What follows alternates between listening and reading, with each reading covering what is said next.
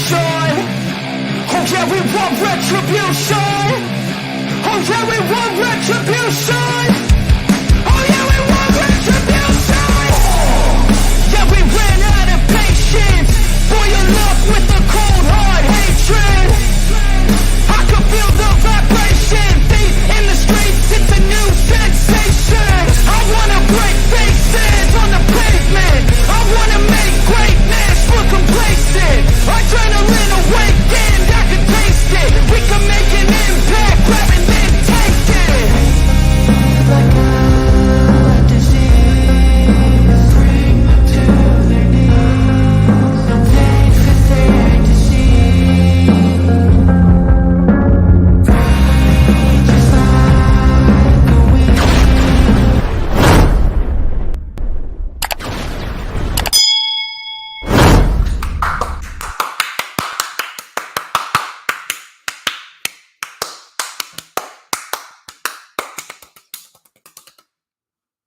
It is nice, bright, and early here on this fine summer day as we head into the unofficial beginning of summer.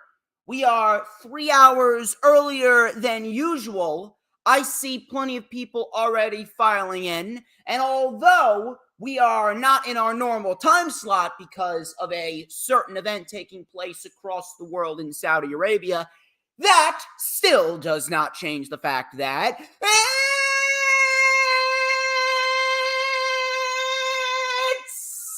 Saturday morning.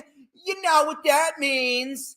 We're live! Ladies and gentlemen, I'm the one and only DJ Storms, and I would like to welcome each and every single one of you back here to the greatest fucking show on earth, streaming live across 4 different platforms, 1, 2, 3, 4, 5, 6 different accounts. I see the final horse, Didi Michkovsky, and I'm sure we're going to get plenty more people filing in as the show goes on, as of course, you already know who I am, Mr. Controversy and the operator of the best damn Twitter handle, no.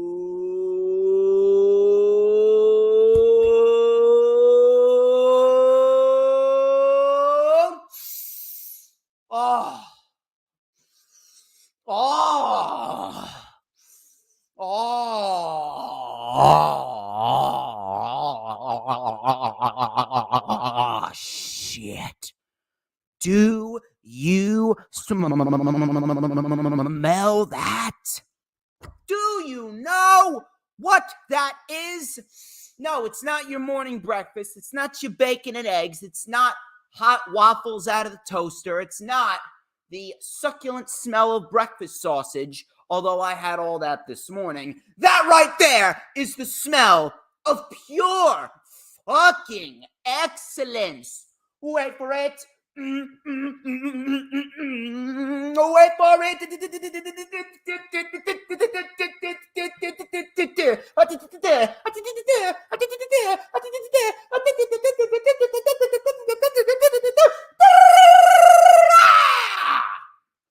To mankind.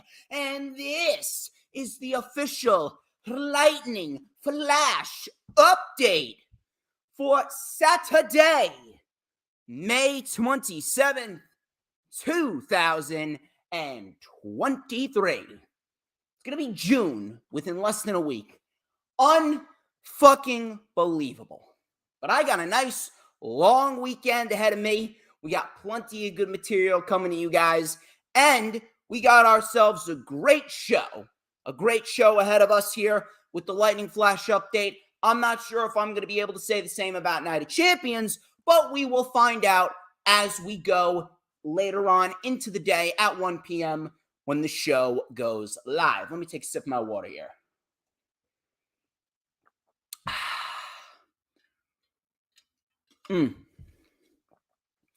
As of course, thank you very much, everyone, for tuning on in. You guys are great. Sarah Hapka as well. Shout out to Sarah Hapka. She is awesome. Thank you guys for taking the time out of your Saturday mornings to hang with good old DJ Stormzy. Plenty of good material to talk about. We're going to go over Mercedes Moné and the injury that she suffered. A main event for WrestleMania 40 is currently being discussed.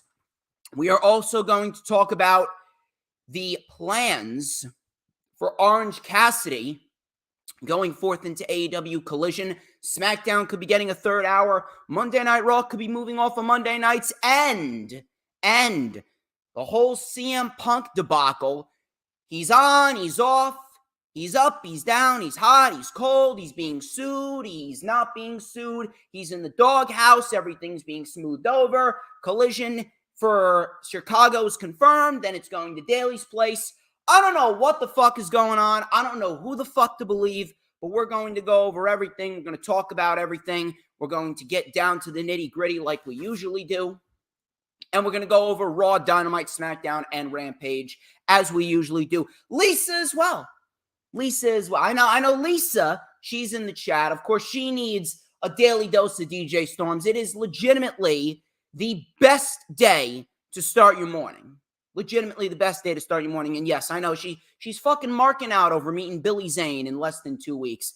All right, Lisa, listen, keep the Atlantic Ocean confined for now. I think we need to get down to business here because we got a busy weekend, or at least I do. I got to watch Night of Champions. Of course, then I'm going to the ISPW show, Garrett Mountain Mania, which of course is tonight in Woodland Park, starting at 6 p.m. Eastern Time, where Rick Recon will be winning the World Championship from Bull James. I think it's about time we get a change in ISPW. But ISPW, I will be there. I will also be in ISPW next Friday for the show in Butler on June 2nd at 7:30 p.m. Tomorrow, my man Hula Grim, who's probably still asleep right now because he's in Oregon right now. He's on the East Coast, so it's 7 a.m. over there. But he will be joining me tomorrow for the rewind for WWE Night of Champions. Then, of course, coming to you guys on Monday, Memorial Day, Memorial Day. Why do I keep on fucking those up? Memorial Day, Labor Day. I got to get this shit down to a T. Memorial Day at 2 p.m. Eastern Time. My man Rob of Philly Sports Talk Podcast, who was on the rundown for the Elimination Chamber back in February. He will be coming on my channel once again for the rewind for AEW Double or Nothing, which looks like a stacked card. They're following the same format that they did from Revolution, with one match on the pre-show and then 8 to 9 matches on the main show, confined into 4 hours, which is a very smart strategy. Of course, people, do not forget that on Thursday, even though a lot of you don't watch NXT, I will be watching NXT BattleGround after I watch Double or Nothing, of course. And I will be in a position with Mitch Kofsky on Thursday, June 1st at 7:30 p.m. Eastern Time, where he and I will be doing a rewind for the show, and we will be talking about everything that went down on Sunday to deliberately compete with Double or Nothing, but they have no fucking chance whatsoever. Other than that, you already know what to do. Find me on social media at HistoryMakerDJS. That is at HistoryMakerDJS, both on Twitter and Instagram. And I dropped my fucking comb. Unbelievable. I'm trying to do this shit over here. It's Saturday morning. See, this is what happens when I'm not in my normal time slot. I drop my fucking comb. Unbelievable. I pretty much spoiled everyone's fun. But regardless, follow me on social media at HistoryMakerDJS, both on Twitter and Instagram. For collaborations and business inquiries, please send me an email. My email is, of course, StormsTakeOver@gmail.com. Like the official DJ Storms business page. I may just send you an invite to join the official DJ Storms posse group on Facebook.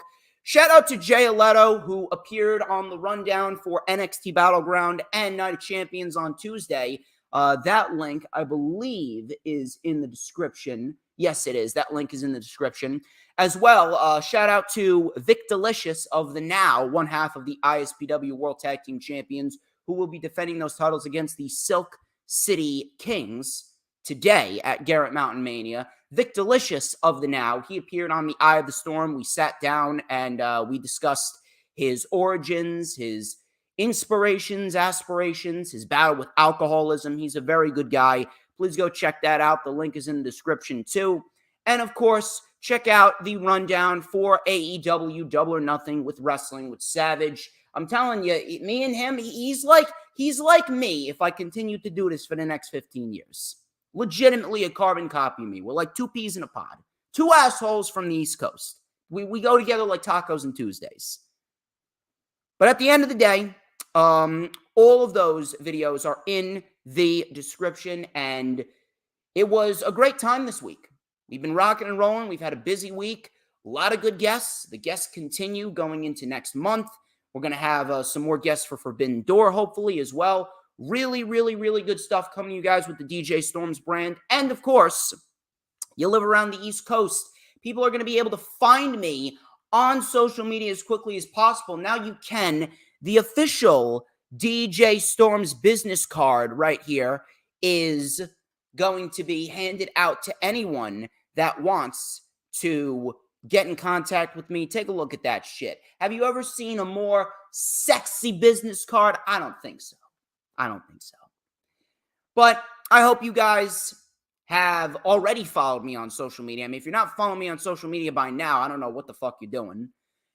Be sure to like the stream, no matter where you're watching it from, whether you're watching on Twitter or Twitch or YouTube or the Facebook group.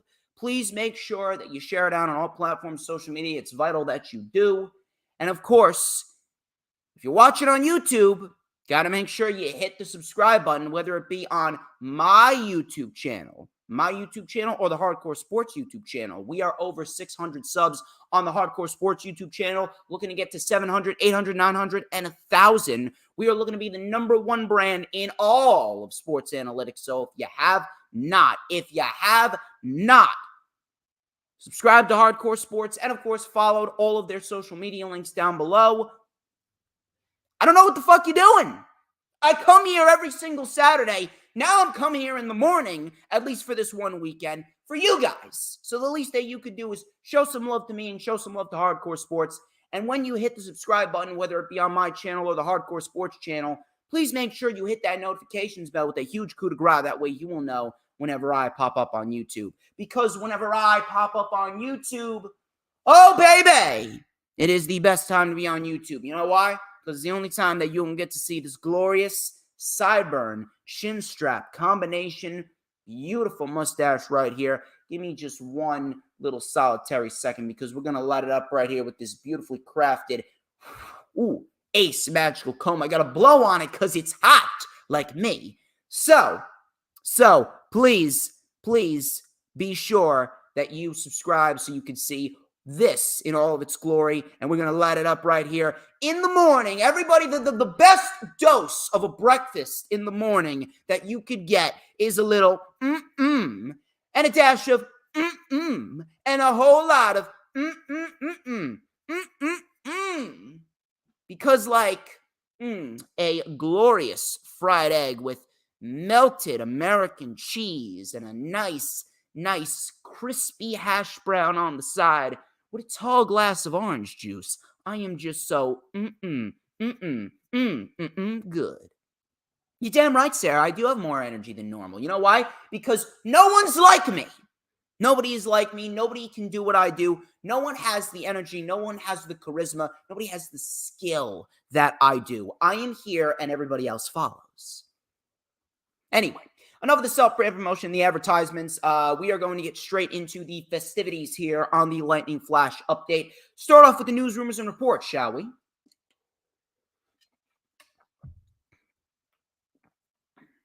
First of all, thoughts and prayers go out to Drew McIntyre. His sister-in-law, Ashley, has suddenly and unexpectedly passed away.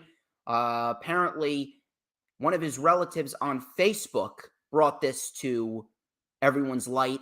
Now, I will not get into specifics. I will just send my prayers and send my heart out to Drew McIntyre and his entire family during this difficult time. I cannot imagine what that feels like, and it's rough. Stuff like that is very, very rough, especially if they were very, very close. Again, I don't know all the specific details, but my thoughts and prayers go out to Drew McIntyre and his family. And I hope that Drew McIntyre is able to get through this difficult time and get back stronger than ever. Let's talk about Mercedes Moné, shall we? Dave Meltzer confirmed that Mercedes Moné was actually supposed to win the New Japan Pro Wrestling Strong Women's Championship back at New Japan Pro Wrestling Resurgence last Sunday before she was injured. She faced off in the finals of a little mini tournament against Willow Nightingale, which saw Willow Nightingale become the first champion. Meltzer stated, and I quote, "Just to confirm it, the New Japan Strong Women's Championship was actually made. The title was created for her," meaning Mercedes Moné. "It wasn't like there'd even be a championship if she wasn't going to win it. So Willow winning it changed everything." End quote. Now, I kind of expected that. Specifically because the fact that Mercedes Moné right now, if you take a look at what she's doing, she is single-handedly starting a new revolution in the women's division, literally everywhere else but WWE, because at the end of the day, the women's revolution or women's evolution or whatever they want to shove down everyone's throats, that is non-existent, and that will never happen as long as Vince McMahon is in charge, plain and simple. That's just how it is. Sorry. So at the end of the day, Mercedes Moné not winning it, yeah, it actually seemed like a little bit of a surprise. It really did seem like a little bit of a surprise. But at the end of the day, I will say this. Even though Mercedes was injured and she didn't win it, I'd say that Willow Nightingale winning it was a huge step in the right direction for the division, because at the end of the day, yes, Mercedes Moné is trying to start a revolution, and she does want to fight for herself. She does want to build a reputation for herself and go down as a great women's wrestler, build that reputation outside of WWE, in Japan, in companies like AEW when she inevitably shows up in AEW and more. I understand that, but at the end of the day, with the star power that she has, her transferring some of that star power to Willow, even though it wasn't going to happen, that right there is a huge rub for Willow. And with her appearing on AEW Dynamite or Rampage or Collision with the Strong Women's Championship, that could very well open up the gate for a Mercedes Moné to join AEW. Because there's no way that she's not. I'm telling you right now, there is no way that she's not. Now, depending on the severity of this injury, which PW Insider reported is a broken ankle, AJ Styles suffered that. He was out for about 4 or 5 months. Depending on the severity of this injury, Styles didn't need surgery. Does Mercedes Moné need surgery? I don't know. I do not know. We'll have to sit back, wait around, and find out. But as far as we know right now, Mercedes Moné is at least going to be out until Labor Day. She could very well be out longer than that. Who knows? One thing I really do hope is that it is not as terrible as we expected. And hopefully, I hope she will be there by Wembley Stadium. Because if she shows up in Wembley Stadium, that would be a mega moment for her. It would be a mega moment for the company. It would be a mega moment for professional wrestling as a whole. And just the thought of her showing up would put asses in seats, hands down. But at the end of the day, Mercedes Moné, unfortunately, is injured. She was supposed to win the championship. I wish Mercedes Moné the best road to recovery possible. I hope that she recovers as quickly as possible, because let me tell you something. Pro wrestling is better with Mercedes Moné as a part of it. When she leaves professional wrestling, I'm telling you, she will be missed. She will go down as one of the greatest of all time. Moving on here, I got a little report on SummerSlam. Now, SummerSlam is in Detroit, Michigan. I can't remember which stadium that it's in, but it's in a stadium nonetheless. It's been in stadiums for quite a few years now, actually. So, apparently, WrestleTix provided an update on the ticket sales for SummerSlam in Detroit. They have around 4,514 tickets left as of last Sunday to sell, and only around 40,090 tickets have been disputed. And now this was of last Sunday. Of course, the numbers could change between now and last Sunday. However, this seems to be the range that SummerSlam is stuck at. Now, realistically, it doesn't seem like much of anything, but if we're going to be quite honest here, I actually see this as a little pathetic. There's no way that Detroit is only able to hold, 40,000? At least 60. With a stadium like Detroit, unless I'm completely overestimating it, unless I'm completely overrating the stadium. How many seats does that stadium seat? If that stadium can seat at least 60,000, I'm sorry to tell you, but this is pathetic. This is absolutely fucking pathetic. And now I pose the question, why exactly is SummerSlam only at 40,000 seats? SummerSlam wasn't even sold out last year.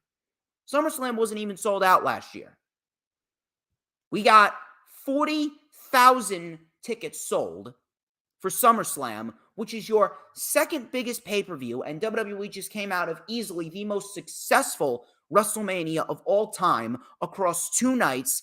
They packed SoFi Stadium in for 2 nights, at least 70,000 people each, and WrestleMania sold out within minutes. Within minutes. Back when they announced the ticket sales and all these fucking travel packages, WrestleMania, when Triple H was in charge, I'm telling you right now, with Triple H in charge, WrestleMania sold out like that. WrestleMania was packed. Now, we ask ourselves, why exactly is SummerSlam not seeing that same success? It's not because of people vacationing. Not because of people vacationing whatsoever. It's not because of all these fucking sports. It's not because of MLB. It's not because of the NBA playoffs. It's not. Who's in charge now? Who's been in charge since 2023 began? One Vince McMahon. Look at the quality of the product. The quality of the product has decreased significantly from WrestleMania. Now, granted, I'm gonna throw this out there. The build towards WrestleMania, outside of a couple storylines, wasn't really all that exciting. WrestleMania 39 sold out because Triple H was in charge, and there were 3 major stories and angles and talking points going into WrestleMania. WrestleMania sold out for 3 reasons and 3 reasons only. Number 1, Sami Zayn and the Bloodline has been the best storyline that WWE has put on since the Yes Movement, and people wanted to see the Usos versus Kevin Owens and Sami Zayn. That's number 1. Number two, Rey and Dominic Mysterio have had a brilliant build towards their match at WrestleMania, and people wanted to see Dominic get his ass kicked. And number 3, everyone had it in their mind that Roman Reigns was losing the championship at WrestleMania. Those are the 3 reasons why WrestleMania sold out. They wanted to be there. The people wanted to be there for those 3 reasons. They thought that they were going to be a part of the culmination of 2 great storylines, which they were, and they were going to be a part of history with Roman Reigns losing the championship to Cody Rhodes. Now, the 3rd thing didn't happen, but those were the 3 reasons why WrestleMania 39 sold out. What has WWE done coming out of WrestleMania to get you excited for any future pay-per-views? Backlash and the build towards Backlash was non-existent. Backlash and the whole entire vibe around Backlash was just an I don't care vibe from WWE. WWE is lucky. They should be counting their lucky stars that they have a roster as good as they are. Because without that, Backlash would have been a complete fucking flop. But Backlash ended up turning out to be a great show. WWE is lucky that they have a great roster and they've assembled a decent little card for today's Night of Champions event. Because if they didn't, I guarantee you Night of Champions would be as bad as WWE BattleGround from 2017. Maybe that's a stretch because I don't think anyone could watch a pay-per-view as terrible as BattleGround. I don't think they could deliver a pay-per-view as bad as BattleGround 2017 was. But regardless, you get my point. You get my point. Even before WrestleMania, you see the decline. The decline of the WWE product is more prominent now than it ever has been.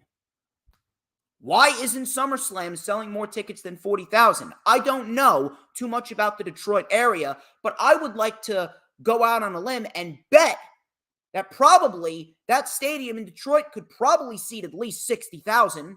Why is it only at 40,000? Look at the quality of the product. Vince McMahon, ever since he returned to power at the beginning of 2023, and he unanimously was reelected as the chairman of the board, you have seen the decline of the product going into WrestleMania, him making matches that doesn't make sense, him just completely neglecting everything else and putting all of his eggs into Roman Reigns and that storyline. Why hasn't SummerSlam sold out? Because the quality of the product sucks. But then you got AEW selling out nearly 70,000 tickets for Wembley Stadium. Why? Because Tony Khan is actually putting effort into his television shows and the product. Plain and simple. It's shit like that. It's shit like that that just irks the shit out of me. Why has Wembley Stadium, with not even a single match announced, the first stadium show that AEW is doing, the very first show that Tony Khan has decided to conduct inside of a major stadium in London, why exactly has that show sold nearly 70,000 tickets, but yet SummerSlam has barely sold 41,000? Why? Because the product for WWE sucks donkey balls. Plain and simple. I don't really know how else we can put it. I don't.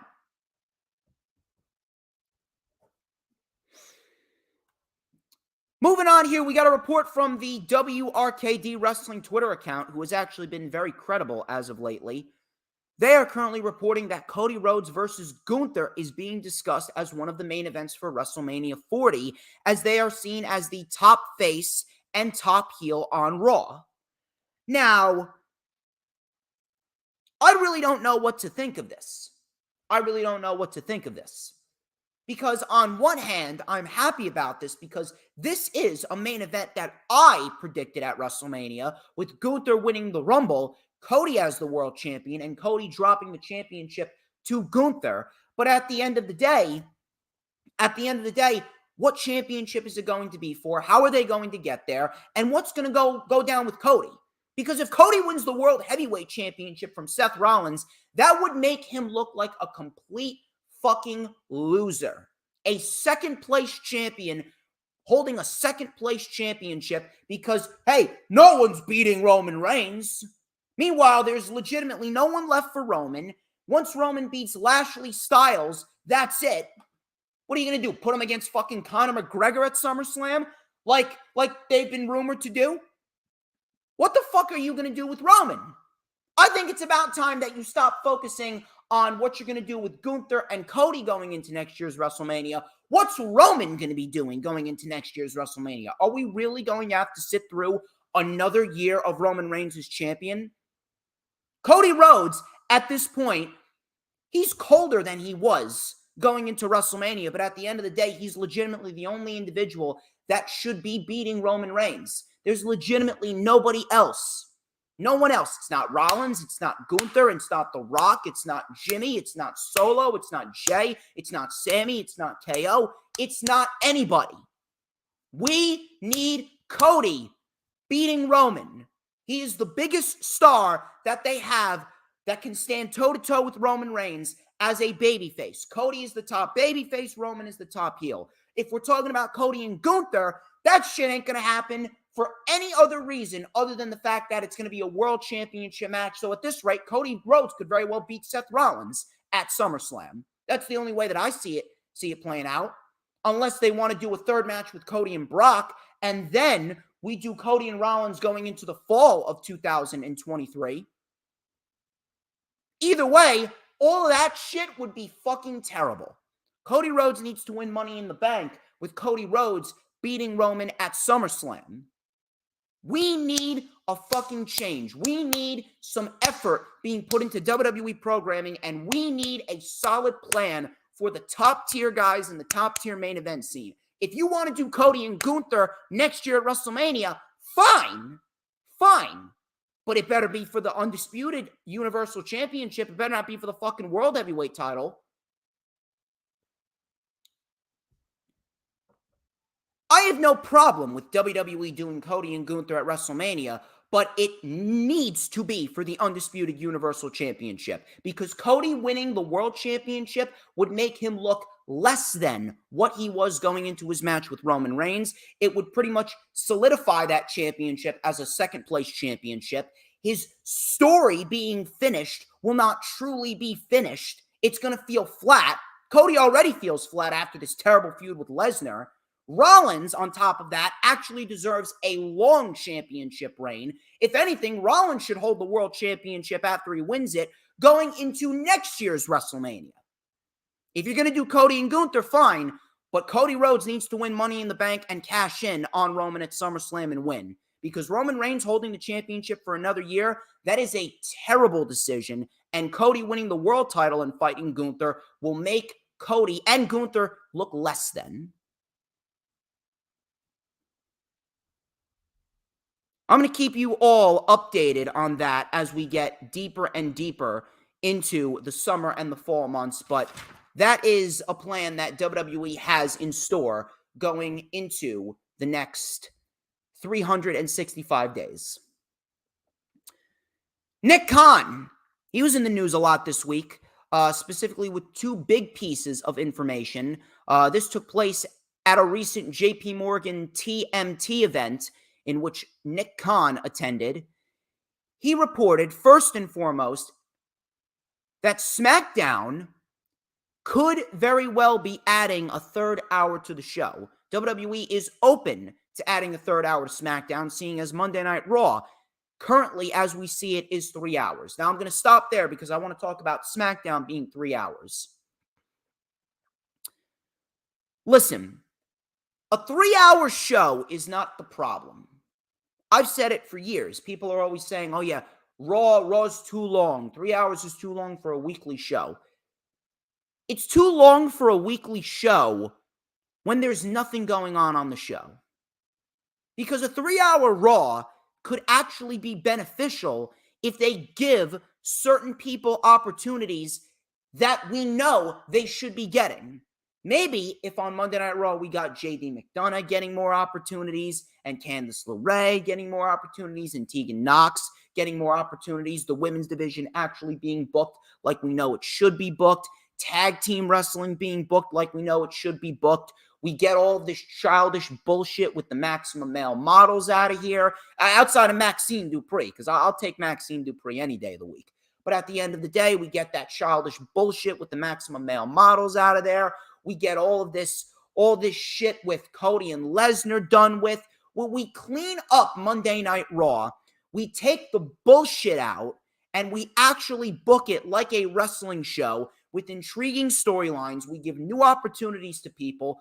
We actually put effort into the show. I know WWE seems to be allergic to effort, but if we put effort into the show, then at the end of the day, we're going to get a good show.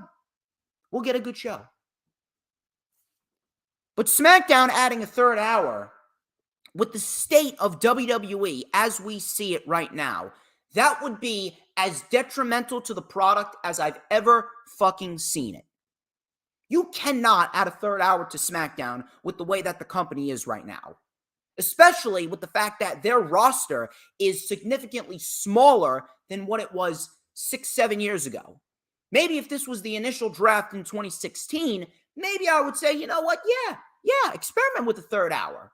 Experiment with a third hour and let's see what you got, because they had a bolstered roster. But at the end of the day, they have just completely half-assed it. They phoned it in. They have not given a shit about their television product for God knows how long. The only time that WWE ever cared about their television product is in the short period of time between July and December of last year, in which Triple H was actually running the show, because Vince wasn't there. Vince wasn't there at all. But now we're pretty much in the same fucking boat that we were in before Vince retired. Matter of fact, I think Vince has more power now than he did back then. Third hour SmackDown? Fuck no. SmackDown right now is just fine at 2 hours. That's another thing. If it ain't broke, don't fix it. You want to do 3-hour shows, fine, but at the end of the fucking day, if you're going to do a 3-hour show, you better fucking put effort into your show. And that is one thing that WWE rarely does. When they put effort into something, it could turn out to be great. It's going to turn out to be one of the best things that we watch in the industry. Look at what happened with Sami Zayn and the Bloodline. That was the best story that WWE has told in almost a decade. Why? Effort. Effort. Look at Monday Night Raw from August. Look at Monday Night Raw from September. Look at how much effort we got on that show. Matter of fact, 3-hour Monday Night Raws in August and September, they were flowing by. They were flowing by, no problem. Flowing by, no problem. We were all having a great time. But adding a third hour to SmackDown, I don't know. I don't know what this company's motive is. I don't know what their thought process is. Adding a third hour to SmackDown with the state of WWE right now would actually drive people away. A 3-hour show is not the problem, but you fucking better put effort into what you're doing. You cannot go in there and just half-ass this shit. Look at Monday Night Raw in August and September. Look at how good those shows were. Look at how good those shows were. Why? Because they put effort into the shows. They were flowing by. We were all having a dandy time. But now, with Vince in charge, and the fact that Vince McMahon is allergic to actual fucking effort, adding a third hour to SmackDown would completely demolish anyone's love and tolerance. Should I say tolerance for SmackDown. That would only make SmackDown a drag. Monday Night Raw is in a shit state because of zero effort in 3 hours. We do not need SmackDown in there. And another thing is Monday Night Raw. Monday Night Raw, no, they are not going to be taking an hour away of Raw, but as far as Monday Night Raw goes, Monday Night Raw was discussed by Mr. Nick Khan as potentially in the ballpark. They've been discussing it, but they have not confirmed anything. Monday Night Raw potentially could be moving off of Monday nights in the near future. Now, at the end of the day, I don't really give a shit what day the show is on. I don't give a shit if Monday Night Raw is on a Tuesday or a Wednesday or a Friday or a Thursday. I don't give a shit. I don't give a shit what day these shows are on, as long as it's not a weekend, because, you know, a weekly wrestling show, a weekend wrestling show, that shit right there is difficult. That shit right there is not easy whatsoever. That's why I have my reservations on Collision. But if Monday Night Raw moves off of Monday nights, I'm not really going to give a shit. Just give me a good show.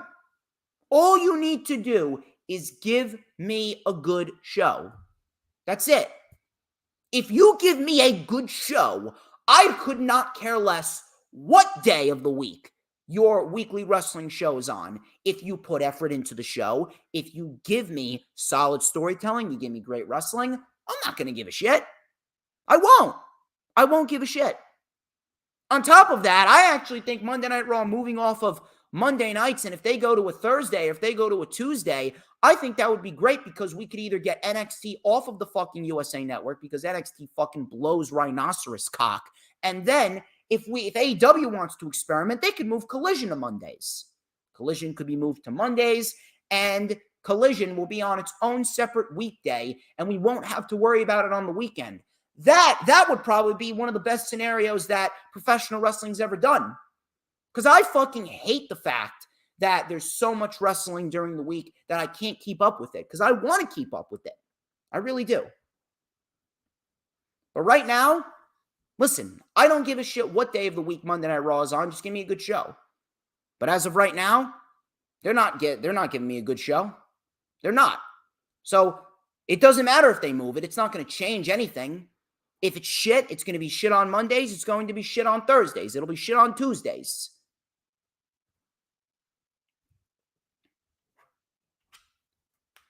Tony Khan. Tony Khan has some big plans for Orange Cassidy. Orange Cassidy, we know, has been booked very, very strong. He has been on the run of his life right now with the AEW International Championship. And Tony Khan has confirmed that he plans on showcasing Orange Cassidy in the International Championship heavily on AEW Collision. And I do not have a single problem with that, because Orange Cassidy is great, and Orange Cassidy has been doing God's work with the International Championship. He's made that title prestigious. He's made it into the secondary championship, and I cannot wait to see what he does going forward. I got some updates on the injuries to Liv Morgan and Dakota Kai. Dave Meltzer provided us a solid update on the injuries of Liv Morgan and Dakota Kai. He stated, and I quote, Dakota Kai's injury was confirmed as a torn ACL. The injury took place in the same match Liv Morgan was injured in, which was that tag team match with, I believe it was Raquel and Liv Morgan versus Damage Control on SmackDown a couple weeks ago. He continued saying, word was that she was injured after Morgan suffered her shoulder injury and came in a spot where she knew Morgan was hurt and was trying to protect her. So, it kind of sucks. It kind of sucks. It's almost like Forbidden Door all over again. Really is. It's almost like Forbidden Door all over again with all these fucking injuries. Matter of fact, injuries have plagued the women's division. Sol Ruka's injured, Indy Hartwell's injured, Dakota Kai, Liv Morgan, Mercedes Moné. All these fucking women are injured. I don't know what's going on, but you know, it's bad enough that women's wrestling right now isn't treated the way that it should be treated, at least in WWE. But the fact that they got all these injuries going around, man, there's a time where people will never care about women's wrestling. Right now is the time, and it's not even their fault. Such bad luck, at least in WWE's women's division. Such bad luck. I got some news regarding AEW and their international relationships, and this is actually some really, really good material. AEW recently expanded their audience to ESPN Australia. The company has been dominating the ratings over there. And last week, they actually peaked over 2.4 million views in Australia for Dynamite. And if this is the case, you know something, that right there is very, very telling. And WWE, they've actually been open to hosting an international event in September, similar to Clash at the Castle. We've already had Clash at the Castle in Cardiff, Wales.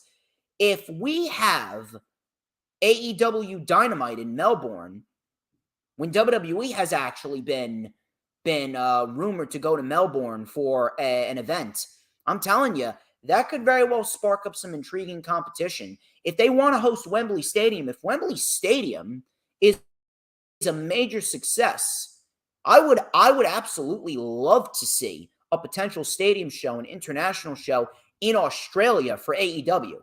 And that will help grow their audience internationally. Wembley Stadium is going to be a major success. Wembley Stadium will be a fucking huge success, no matter what anyone wants to say. That will be a huge success, and it will just further build on the already resounding success that AEW has been. But if they do an event in Melbourne too, I mean, that right there, that would really, really break out the international audience as well. So you got the UK, you got Melbourne, you could do plenty of other international shows. I'd love to see them do a Puerto Rico. I would love to see them do potentially an Ireland show. I would love to see him do more Canada shows. I would love to see him potentially go down to South America and shit like that. We could get a lot of good shit with AEW and their international relationships. They already got their shit over on ITV in the UK. Now they got ESPN Australia. I'm telling you. AEW, they're going to be growing this year faster than you think. They will be growing faster than you think. So I'm very, very happy for them. I'll tell you who I'm not happy for. I am not happy whatsoever. Not happy whatsoever for the WWE because, more specifically, the talent I'm not happy for, because apparently, according to WrestleVotes, WWE is expected to make some talent budget cuts by July 1st, which is on Money in the Bank Day, which is supposed to take place in the UK on July 1st. Budget cuts, talent cuts. Man, I didn't see that coming. WWE is set to make some talent cuts on July 1st. And you know what? We should have all expected this coming. Who's in charge? You think Triple H, if he was in charge, that he would have gone out of his way to do budget cuts? No, this is the work of Vince. Vince McMahon manipulated his way back into the company to sell it to someone, and he chose Ari Emanuel, who he's known for years, an individual who's going to let him do whatever he wants and remain in power. Now they got this deal with Endeavor, and I'm fucking hitting my microphone over here. This deal with Endeavor, that they're going to have to make budget cuts because Endeavor wants them to shave down the excess fat, when in reality, the company never needed to be sold. Triple H never wanted it to be sold. Vince sold it so he could do what he wants. I guarantee you that we're going to start seeing a lot more budget cuts than you think. This is just step one. With budget cuts coming back, I'm not shocked whatsoever. This is the work of Vince. Triple H never wanted to sell the company. It was all Vince, so that way he could sell it to someone who'd be dumb enough to let him remain in power, so now he could do whatever the fuck he wants. And Vince is essentially the top dog over there again. He has more power now than he did back then. You could take a look at some of the individuals. Look at the booking of Cross and LA Knight and Bray Wyatt. Bray Wyatt has been seen in God knows how fucking long. Look at Bray Wyatt. Look at guys like that. Tegan Knox, Candice LeRae. All of them, guarantee you, they are all going to be on this cut list. If they're not, I would be fucking stunned.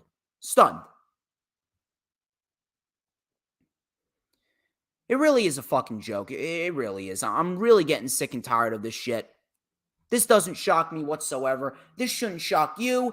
This should not shock me. This shouldn't shock anyone. Vince is in charge. And he will be making some budget cuts because he needs to satisfy Endeavor. And Endeavor, they're known for making fucking cuts. It's a joke. Unfortunately, I'm sticking with the bad news because Dave Meltzer is reporting on Wrestling Observer Radio that Collision right now, they're having very poor ticket sales as we speak. I don't want anyone to misconstrue this. Why is Collision having poor ticket sales? It's quite simple. AEW Collision is having poor ticket sales because they're on Saturday. It's not because the product isn't good. Minus the month of April, AEW has been putting on some solid programming this year. They have. They've been putting on some very solid programming this year. They have been putting a lot of effort into their shows. They've been trying to branch out, do a lot of international work. AEW has been putting more effort into their show now than they've been doing back then. But now, the problem here is with Collision being on Saturdays, and Jonathan Coachman, he went out of his way to say it. Listen, I think Jonathan Coachman's a fucking idiot. He's a WWE dick rider. But at the end of the day, he said that Saturday shows don't work. He's right. Unless it's a pay-per-view, because those are big-time shows. AEW and WWE, if they ever want to dabble in that, which I don't think they will, Saturday shows are not going to be easy at all. Saturday shows are going to be harder than anyone has ever expected. Saturdays are just not for weekly wrestling shows. I will keep you guys updated on what's going on with Collision, but I'd like to hope that we will indeed see some better ticket sales as time goes on. CM Punk is absolutely going to be on Collision. You got Miro on there. You got Andrade. You got Thunder Rosa. You got Samoa Joe. You got plenty more. So we're going to get a lot of good material on Collision. I just hope that Tony Khan knows what he's doing in terms of a creative booking standpoint, and he does have people to help out. You got Will Washington as well, and Bryan Danielson, according to the reports, he is set to be the helper to Tony Khan as far as Collision goes going forward on Saturdays. My last report before we get into the weekly shows, CM Punk. He's been in the news this week more times than I can count and more times than I care to admit. Things have been going up and down, hither and yon, left and right, here and there. I don't know what the fuck's going on. I hear one report one day, I hear a different report the next day. So Raj Giri of Wrestling Inc., he reported in a Twitter Spaces with backup Hangman of Wrestle Purist that AEW sent a legal notice to CM Punk. Pretty much stated that he's either going to comply with their demands or they will be filing a lawsuit against him.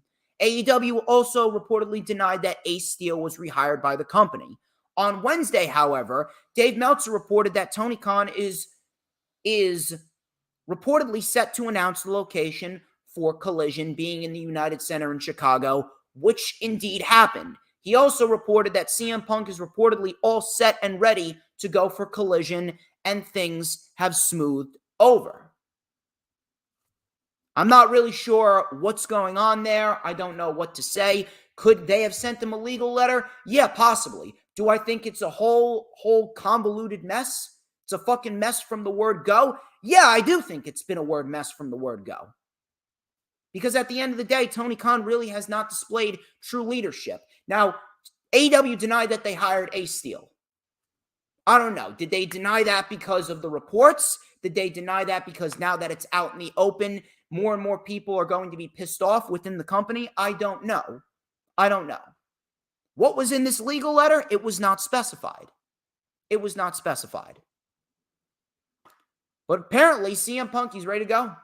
Apparently, he's ready to go. Things have smoothed over, and CM Punk will be brought back to AEW, and he's probably going to be in a big program with Samoa Joe on Collision going forward, which will probably result in a match at Wembley Stadium. Makes sense.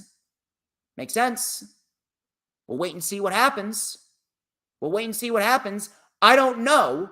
I don't know what is going to come of this. I'm not sure if they're going to do the hard brand split, but I really like to hope that Tony Khan, he knows what he's doing in terms of CM Punk and this whole ordeal, and I really hope that he's getting Punk in check. Because at the end of the day, Phil Brooks, he's not an innocent party in this either. Tony Khan has not displayed true leadership skills, and he needs to get his shit together. But Phil Brooks, let me tell you something. Phil Brooks, he is a liberal fucking pussy, and he's really got thin skin. He does. I don't know what's going on. I really don't. 1 minute, they send Punk a legal letter saying that he either needs to comply with the demands or they're firing him. And then the next minute, things have smoothed over, and he's reportedly good to go.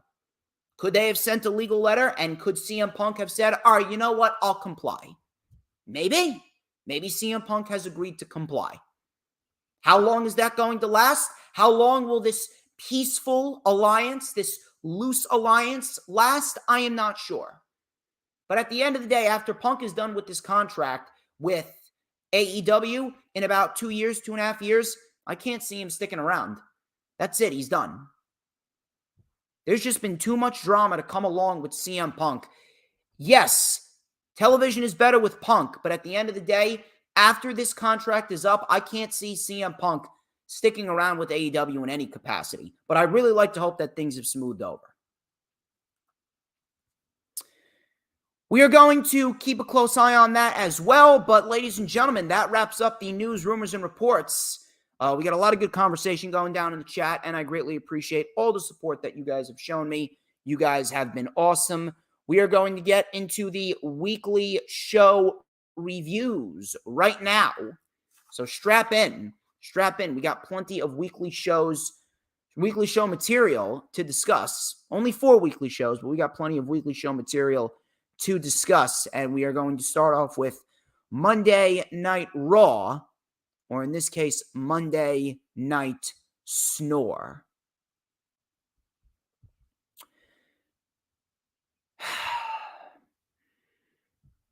I'm telling you, I really, really, really wish that I did not have to talk about it. I talk about this shit because of you guys. I legit talk about this shit because of you guys. because you enjoy me when I get all fucking pissed. You do.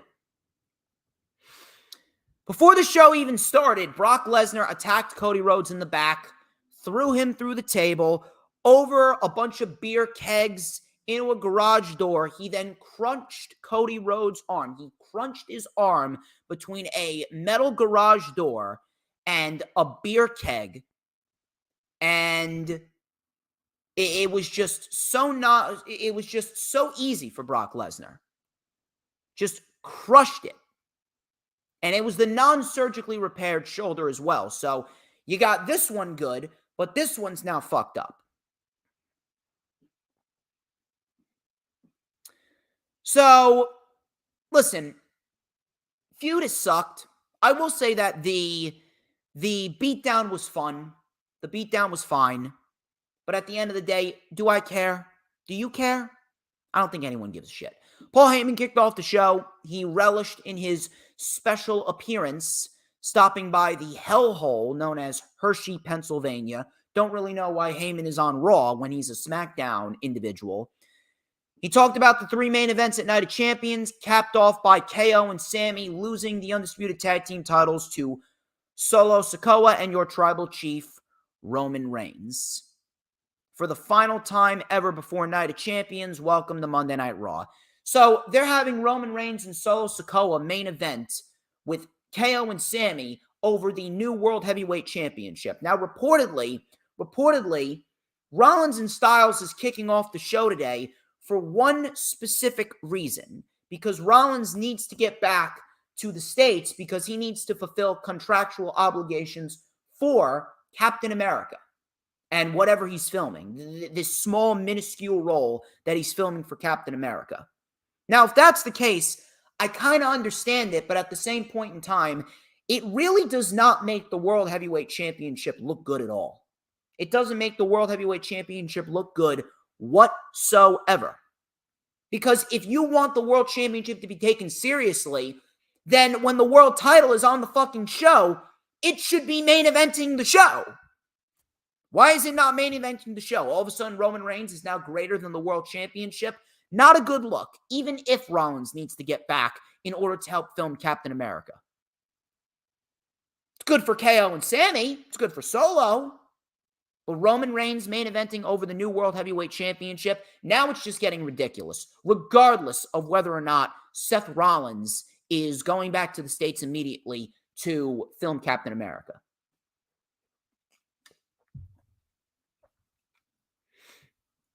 So KO and Sammy came out. Sammy was hyped up. Heyman scurried away. He asked, where did Heyman go? He must think we have a score to settle, but we're actually feeling pretty good. In 6 days, we face Solo Sikoa and Roman Reigns. I have nothing to say because I've already said it. KO said, wait, I have something to say. I'm going to dedicate this victory to the greatest tag team of all time. Since Roman dedicated his victory to the Wild Samoans, I'm going to dedicate my victory to the Pillars of the Bloodline, the Usos. Sami Zayn reminded everyone of the 6-man tag that they had tonight. Imperium then came out. They swarmed the champs.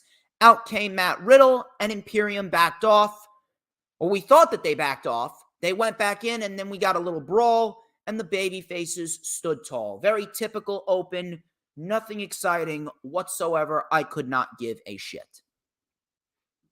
By the way, Hershey, Pennsylvania fucking sucked.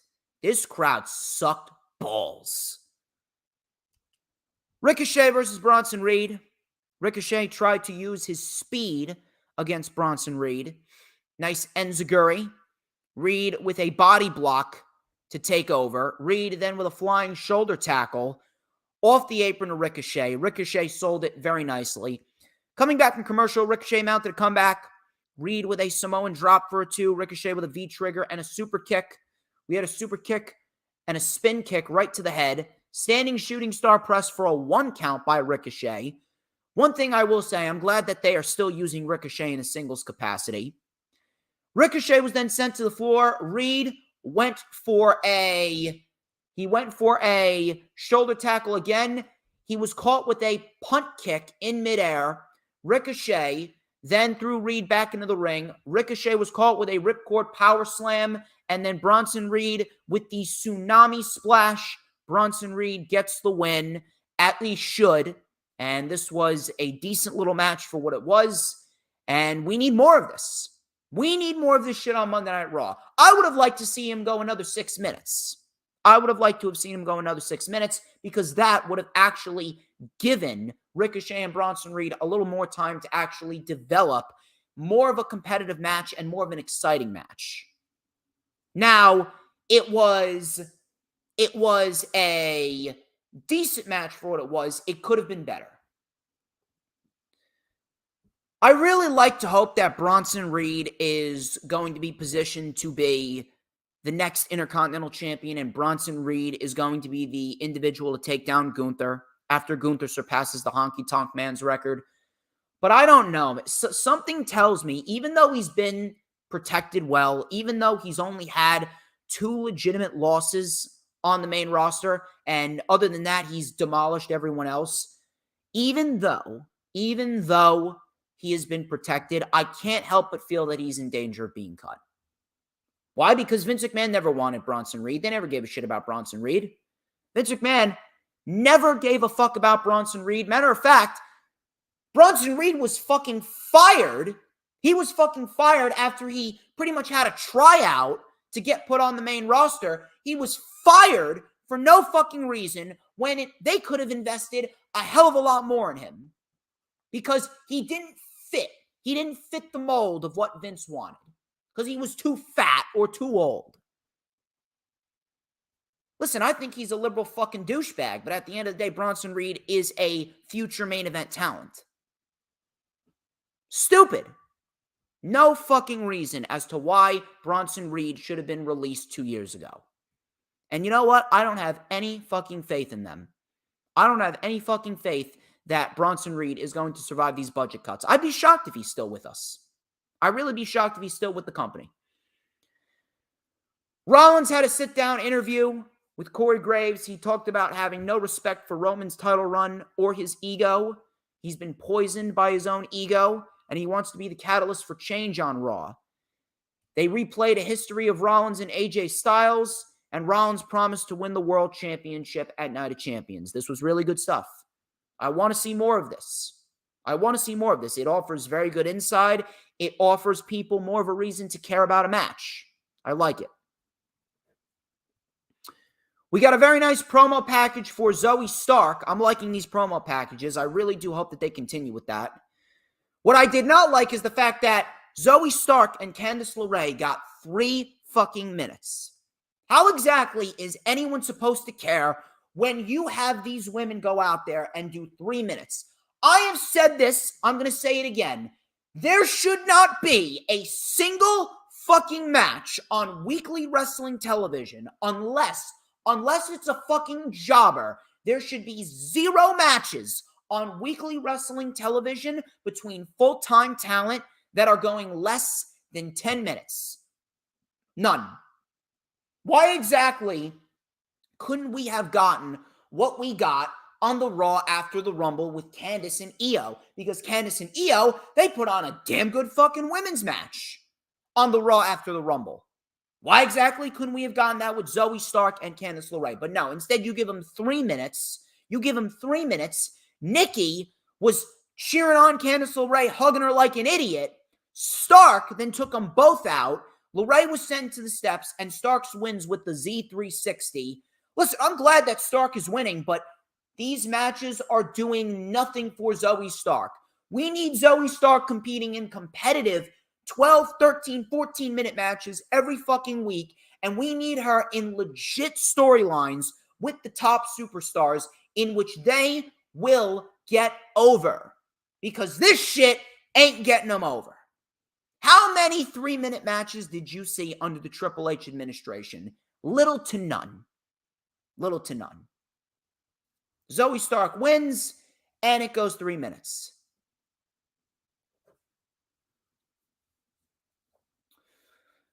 Brock Lesnar, he walked by Mustafa Ali, and if this was not, I talked to Jay about this, if this was not Vince McMahon speaking vicariously through Brock Lesnar, I don't know what is. Ali was being interviewed by Byron Saxton about his match with Gunther, and Brock Lesnar walks by and says, "Get a life, kid." Guarantee you, Ali will be on the budget cut list too. Lesnar came out, he took the mic. Crowd were chanting for Cody. He said, "So Hershey, what do you want to talk about? You know, I would boo Cody too.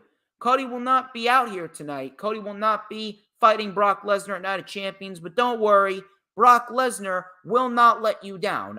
You've let me down, Brock, because you failed to give me a fucking reason as to why you attacked Cody Rhodes." He goes, "I will issue an open challenge for anyone to fight me at Night of Champions. All you got to do is step up to Brock Lesnar." Out came Cody Rhodes in a fucking sling. This fucking sling, he got into the ring. He took his sling off. Lesnar dropped him easily, put him in the Kimura lock. And Brock Lesnar, you heard Brock Lesnar screaming, "Fight me! Fight me! Fight!" And then he snapped his arm. Snapped Cody's arm, probably broke it. And then he walked away. Man, such compelling storytelling. Wow. Such amazing cinematic television you got here, Vince. 2 months. 2 months and not one fucking explanation. Not one single reason. Not one single iota of a hint. Not one single nothing. Nothing.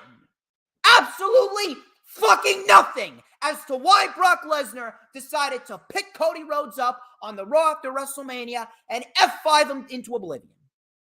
Nothing. Absolutely nothing. And then I got Jay Alletto. Listen, I like Jay Alletto, but I got Jay Alletto coming to me on Tuesday saying, "Man, you're spitting venom, DJ." You're damn fucking right I spit venom. I am a fucking cobra with venom flowing through my veins, and I am ready to pounce and attack anyone.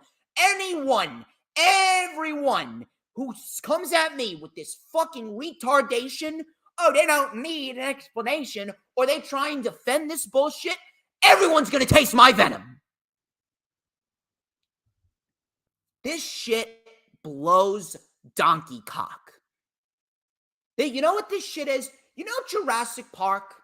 You know Jurassic Park and the guy's looking at something and then the camera pans out and it's a fucking 8-foot tall mountain of Triceratops shit. That's this storyline. You know what I find hilarious? Outside of Road Dogg and Bully Ray. Because listen, they are two retarded-ass geezers that do nothing but bounce on the WWE schlong like a fucking whore on a Friday night. That's all they do. But that's why I don't listen to Busted Open. I don't listen to Busted Open because of Bully Ray. Dave LaGreca, on the other hand, he's entertaining as shit. If Busted Open was just Dave LaGreca and Mark Henry, and then maybe Tommy Dreamer as well, if Busted Open was just those guys, I would listen to that shit every week. I don't listen to Busted Open because of Bully Ray. Every single time I hear Bully Ray talk or I read one of his tweets, I lose about 10,000 brain cells. That guy is as retarded as they come. All he does is suck dick. All he does. And Road Dogg, forget about it. Road Dogg, I get that you wanna have a lot of confidence in your product. I get that. But when shit is not good, shit ain't good. Outside of Road Dogg and Bully Ray, outside of fucking the Retard Dog and Bully Retard. That's what I'm going to call him. Retard Dog and Bully Retard. Two retards in a pod. Outside of those two fucking retarded ass geezers, every single individual in the IWC is saying the same thing that I was saying coming out of WrestleMania 39 Night 2. Everyone. Cody should have won. Cody should have beaten Roman. Even JD from New York. Listen, no, not trying to start trouble. I think JD from New York is phenomenal at what he does. Matter of fact, he's the reason why I'm even here. There would be no DJ Storms if there wasn't a JD. And I don't know him personally. At most, I probably had about 4 conversations with him over the course of the last 6-7 years. I don't know anything about him. I don't know anything about him personally, and quite frankly, that's not my business. But at the end of the day, I respect what he does. I respect the grind. I respect the hustle, and I respect how much effort that he puts into his brand to make himself something of substance. And that right there is something that everyone should aspire to be. But even he retracted his statement. Even he said he was wrong. Even he said Cody should have won if this is what we were going to get. If even he is saying that he's wrong, what does that tell you? What the fuck does that tell you about this angle? What the fuck does that tell you about this storyline? What does it tell you? How can anyone legitimately sit here with a straight face and tell me, yeah, Roman Reigns beating Cody Rhodes was the right decision? How exactly was it the right decision when we've gotten zero reason as to why Brock Lesnar even attacked Cody Rhodes to begin with? How is it the right reason when Roman Reigns reaches 1,000 days at Night of Champions and he's not even defending the fucking title? Matter of fact, he's competing for the tag team titles. How does that make sense? How does that make him look good? How does that make the championship look good? Look at WWE television over the course of the last 2 months and tell me that at WrestleMania, that decision was the right decision. Bullshit. If you do, you are easily the dumbest motherfucker walking the planet today. Every single thing that's happened since WrestleMania has pointed to the fact that I was right. There is absolutely zero fucking reason as to why Cody Rhodes should have lost. No reason why Cody should have lost. All these people saying Cody needed adversity. Cody Rhodes, he needed, Cody Rhodes hasn't gone through enough adversity. I don't think that the Cody Rhodes beating Roman Reigns on his first try because he hasn't gone through enough adversity.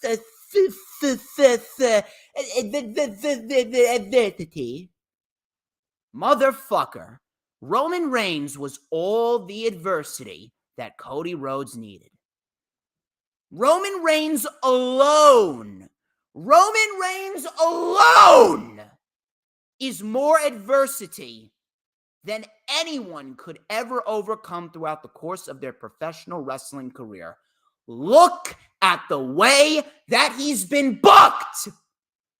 You're telling me that just standing across the ring from Roman Reigns after the run that he's been on, you're telling me that that's not enough adversity? You're telling me that he's got to go through Brock Lesnar, and he's got to go through 3 matches with Brock, and he's got to go through a Gunther, and he's got to be on the opposite brand, and this and that. You're telling me that all of that is greater than just standing across the ring from Roman Reigns? Do Cody and Roman feel the same? No. Nothing has made sense. Nothing has felt the same. Nothing has been as impactful. Like I said, zero impact. Zero fucking impact. They will never duplicate what they did at WrestleMania. But no, Cody needed more adversity. Adversity? Oh, it wouldn't make sense. I'm the D.O. Double G. You didn't know? I don't think that Cody Rhodes winning at WrestleMania would have been good for business. He needs adversity. Fuck you, Road Dogg.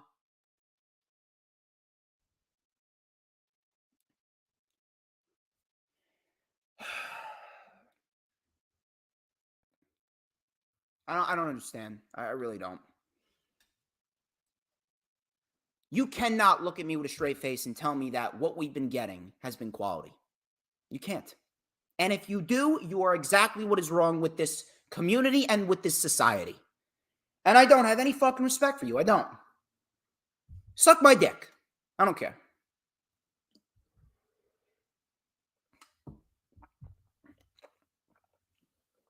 Alpha Academy.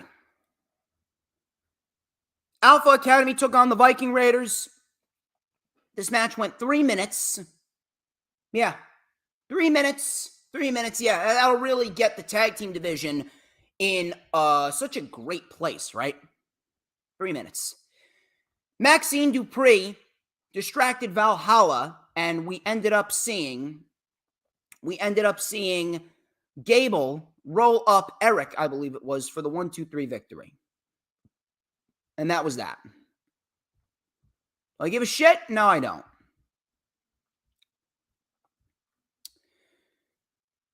But Alpha Academy, they've been getting some babyface reactions as of lately. Alpha Academy won a match. Alpha Academy won a match. What timeline are we living in? That was probably the most shocking thing all night. Alpha Academy actually won a match. Shinsuke Nakamura versus Finn Balor. Easily, probably the best thing on the show. This was easily the best thing on the show. This was a very good match, as you would expect from Nakamura and Finn Balor. Very technical to start off. Nakamura with a knee to the gut. Both men were on the outside. Priest then sent Nakamura into the barricade behind the ref's back. Coming back from commercial, we had a rebound enziguri by Nakamura on Balor, sliding German, and then a gourd buster. Balor was then caught with a single leg drop kick. Balor came back with a double stomp. He missed the coup de grace. Nakamura with a Kinshasa to the back of the neck. Priest then pulled Balor out of the ring. Nakamura then took out Priest and sent him over the barricade.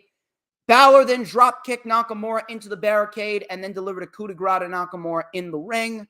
And that was it. That was it. That was that. And Nakamura, he continues to put on very good showcases, and I really like to hope that they are going to be doing something with Shinsuke Nakamura sooner rather than later. Hooligram, you just missed my rageful rant on Cody Rhodes and Brock Lesnar. I highly encourage you go back and check it out.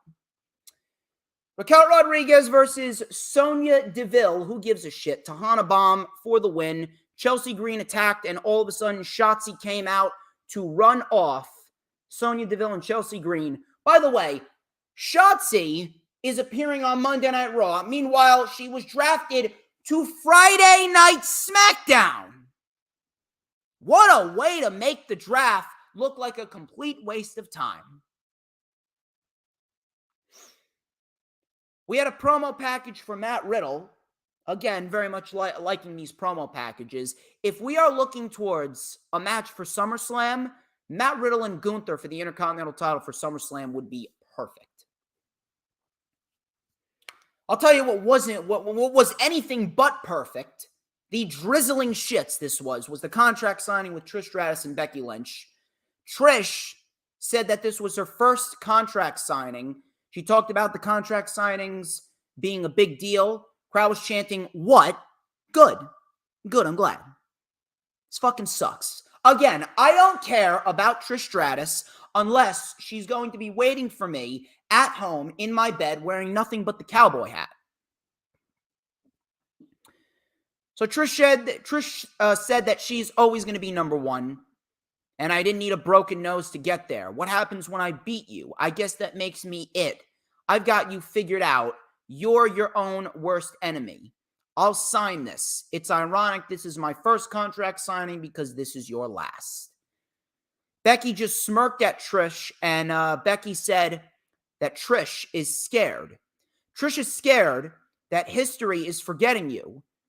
You want your flowers? Well, thank you, Trish. Thank you for being everything I hope I never become. I've had a career you can only dream of.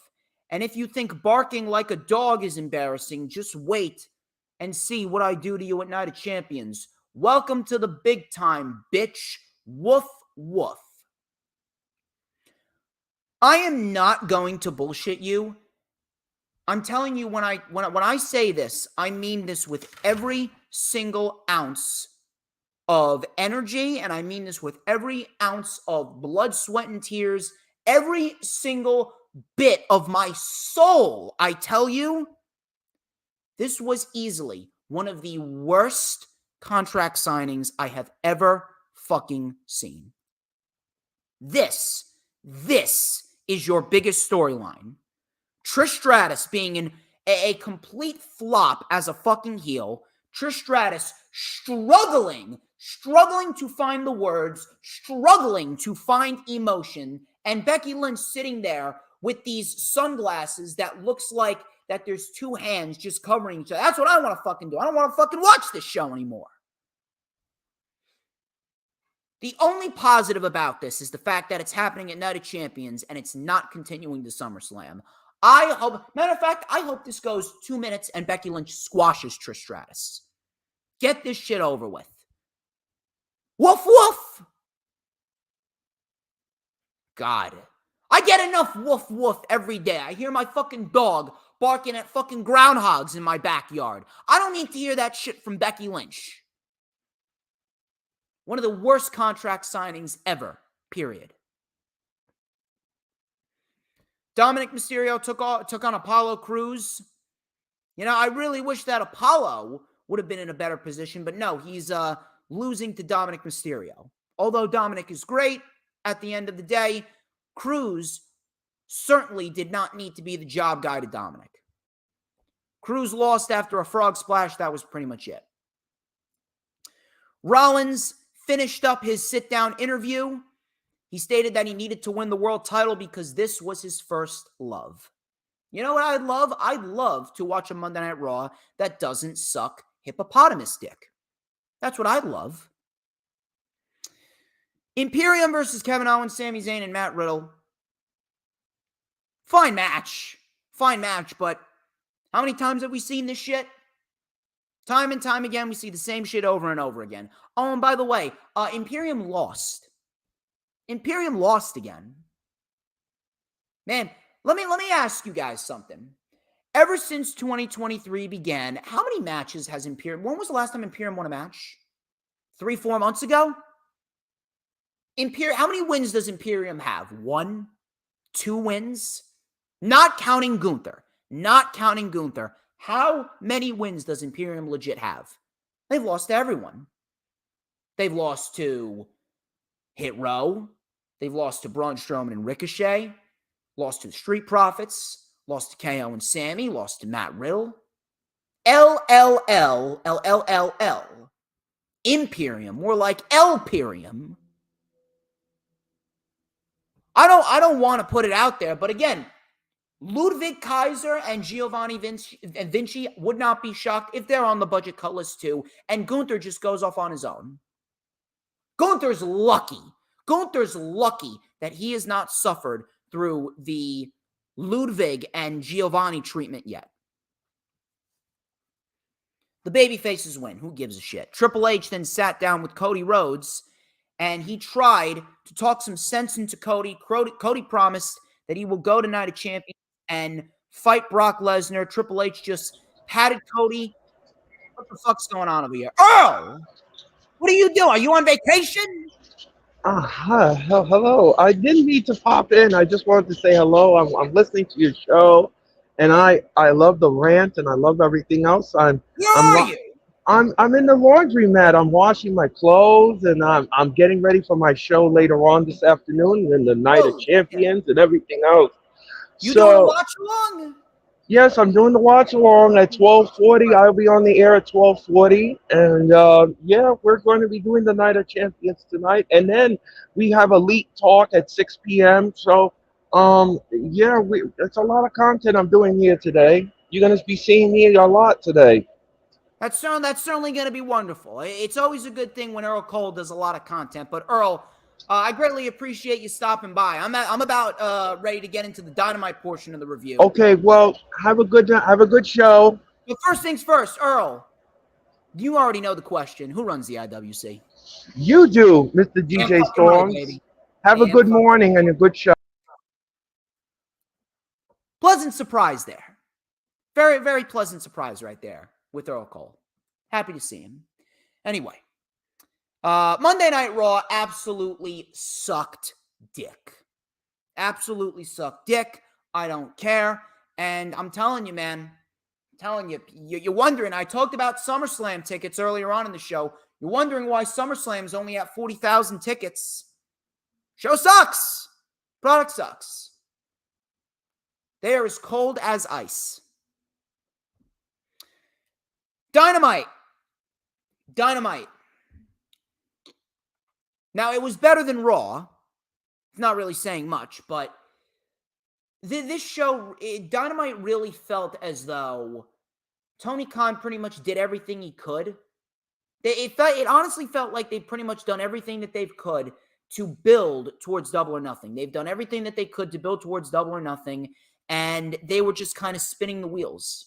Not a bad show, though. Do not misconstrue what I'm saying. We did get some decent matches on the show. We did get a couple surprises. We did get some genuine build on the show, which I appreciate. Was not a bad show whatsoever. Neither was Rampage. Rampage wasn't bad at all. Rampage was pretty decent too. It's just that they've done all they could to build towards Double or Nothing. So there's really nothing more for them to do. Really nothing more for them to do. But it was not a terrible week for AEW whatsoever.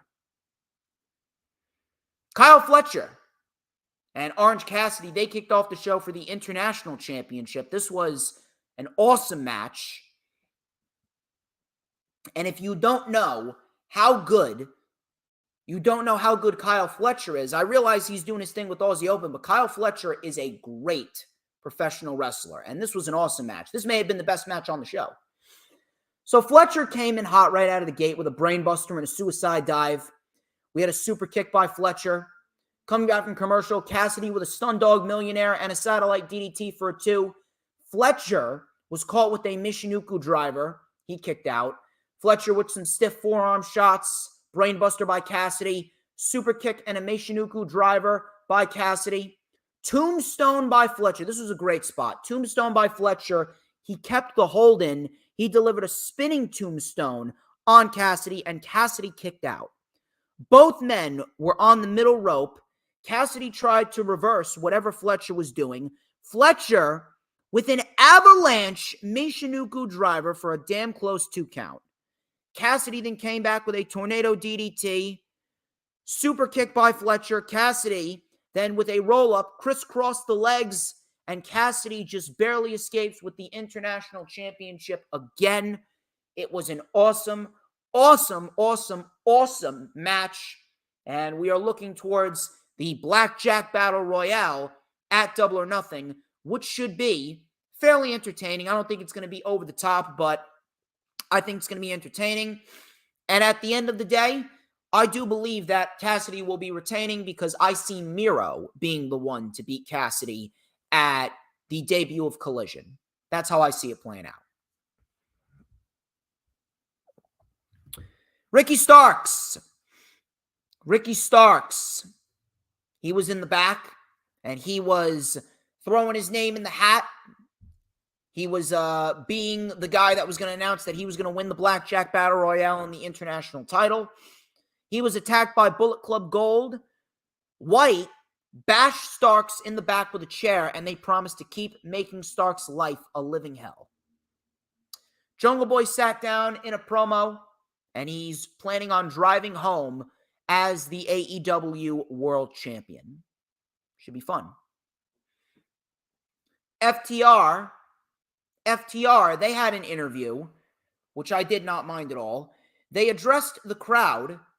Cash said that it's easy to say that you are trash. He was talking to Jay Lethal and Jeff Jarrett. But every step of the way, you outsmarted us. But you've been lucky. On Sunday, your luck runs out. Now that was Cash. Dax. Holy shit. Dax. He came in hot. And I greatly appreciate that. Dax came in hot. So Dax, he said, you've broken 1 million guitars and you still can't stay relevant. That got a nice ooh. He goes, we'd be damned if we are going to let the head of the tag team division be a couple rejects from TNA. Ooh. So he goes, I want you to make a call after you lose. No, not to your bitch wife. Make a call to Dixie Carter. So Dax Harwood, he was coming in hot, and I was loving every minute of the shit. Mark Briscoe then came out. Cash tried to calm Mark Briscoe down. They reminded him of the wars that they had with his brother and promised that they'll go to hell and back for Mark Briscoe. Dax tried to apologize. Mark wouldn't shake his hand. Instead, Mark Briscoe slapped the ever-living shit out of Dax. And then this was probably one of my favorite parts of the show. Mark Briscoe walked up the ramp. He shoved Karen Jarrett. He shoved Sanjay Dutt. He slapped the shit out of Jarrett. He slapped the shit out of Jeff Jarrett, which got a huge pop. He then told Lethal, I am getting tired of this bullshit. Once again, I have to say, listen, I cannot stand Jeff Jarrett and Jay Lethal constantly challenging for the tag team titles. This is the fourth time that they've challenged for the titles, and it's getting fucking tiresome. I'm sick of it. But, I will say, the build, again, I said it on the rundown for Double or Nothing with Savage, and you can check that out in the description. The build has not been bad. It hasn't. Has not been bad at all. We get the House of Black versus AR Fox, Metalik, and Blake Christian. Now, this was a fun little match. Really nothing over the top, nothing too crazy. The main thing about this match, and the one thing that I love, is that the House of Black are being booked like killers. And this is how they've needed to be booked. If you guys are not paying attention, look at how the House of Black are being booked. They are being booked like straight up fucking murderers, and I love it. The ending to this match was fucking great. So, Buddy Matthews, he locked in the Prism, which is in tribute to his girlfriend, Rhea Ripley. So, Buddy locked in an inverted cloverleaf. Malachi Black locked in a knee bar on Metalik.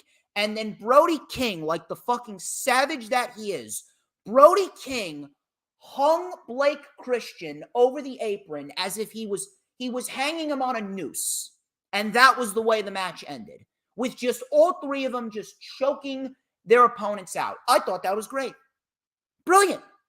It's and again, it's so fucking simple. It's simple. Simple booking. You give them the championships. You give them a push. You give them a big push. You book them like killers. And look at what you get.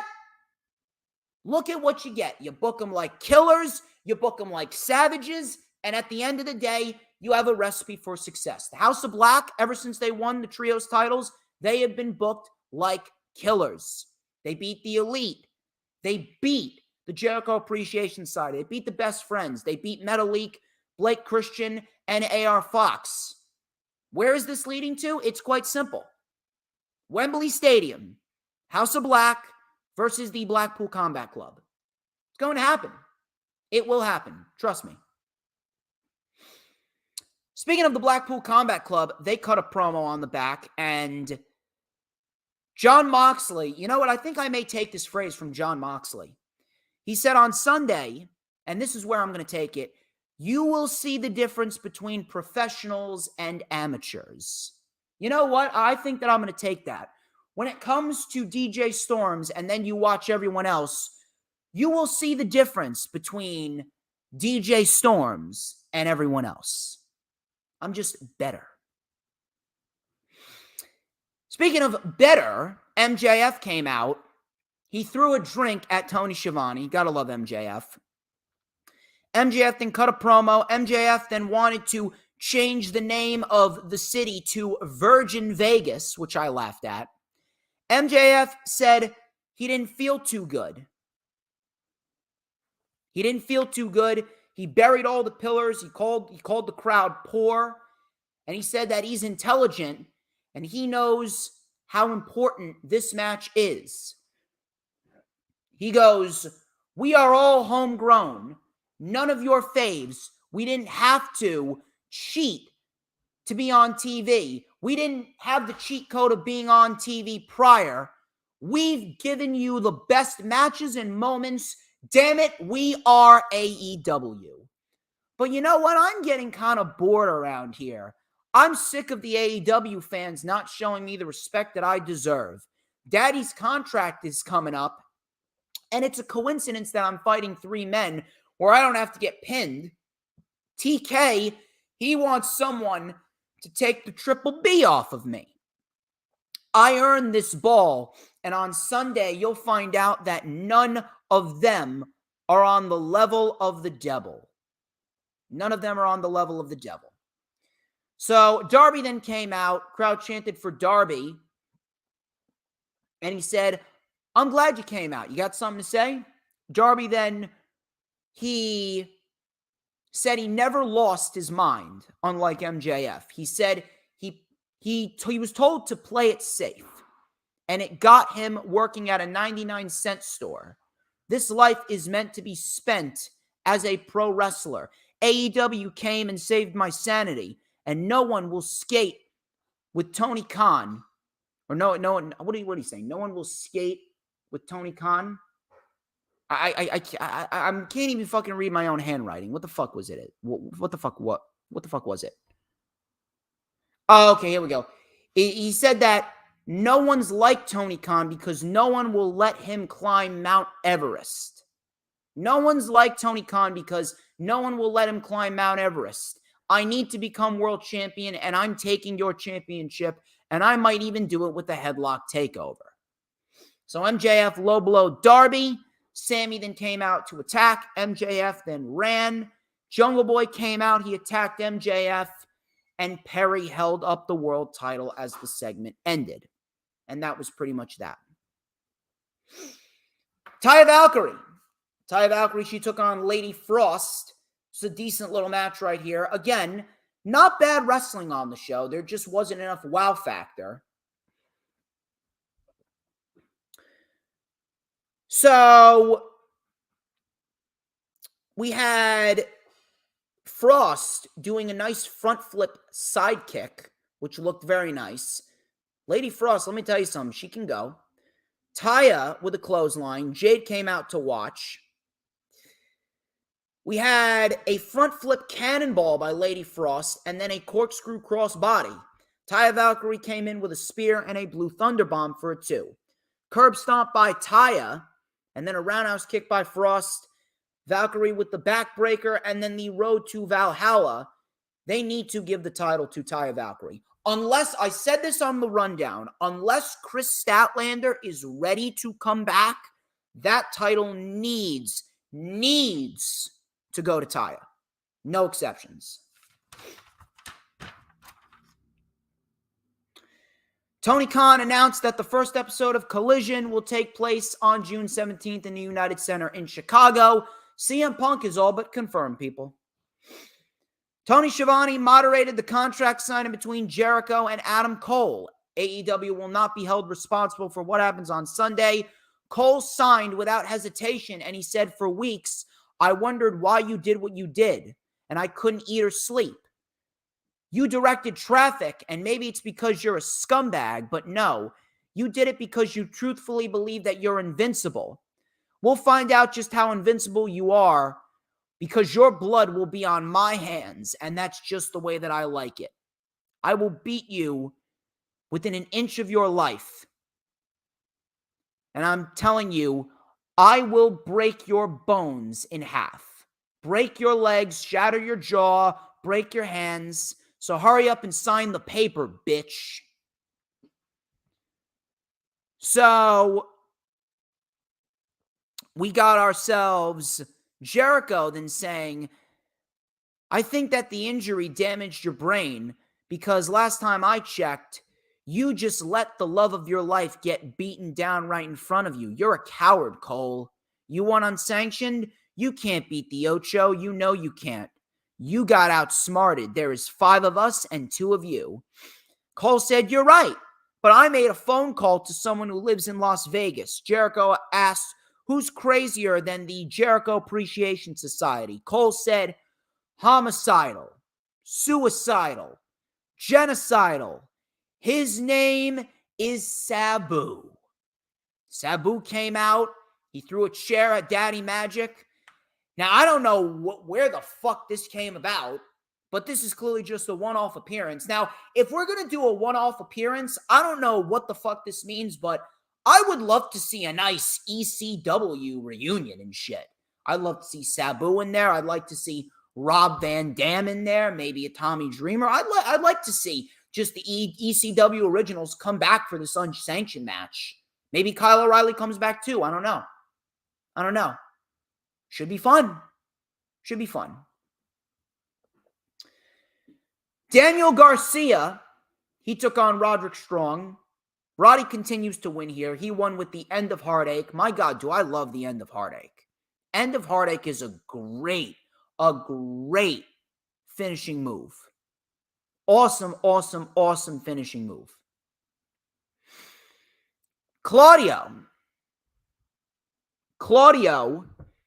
him and Wheeler Yuta took on the Lucha Bros. This only went about 11 minutes, but it was a very fun match for 11 minutes, I will say that. More Lucha Bros on television, please. Lucha Bros came in with some double planches right out of the gate. Phoenix with a double jump crossbody on the Blackpool Combat Club. We had a maiden penta for a 2. Blackpool Combat Club took over momentarily. We had a PK by Phoenix, but Claudio came back with a big uppercut. Coming back from commercial, Claudio was giving Phoenix the swing. Yuta then came in with a drop kick. Phoenix then came in with a nice code red. Hurricane Rana by Penta. Powerbomb on the knee by Penta. Claudio with a boot. Nice Gamengiri. Rolling forearm by Phoenix. Super kicks to Yuta. Penta launched off of Phoenix's back into a destroyer on Claudio. Pile driver on Yuta, and that got a 2. Claudio with an uppercut to Phoenix. We had a rocket launcher, but Phoenix just kicked out.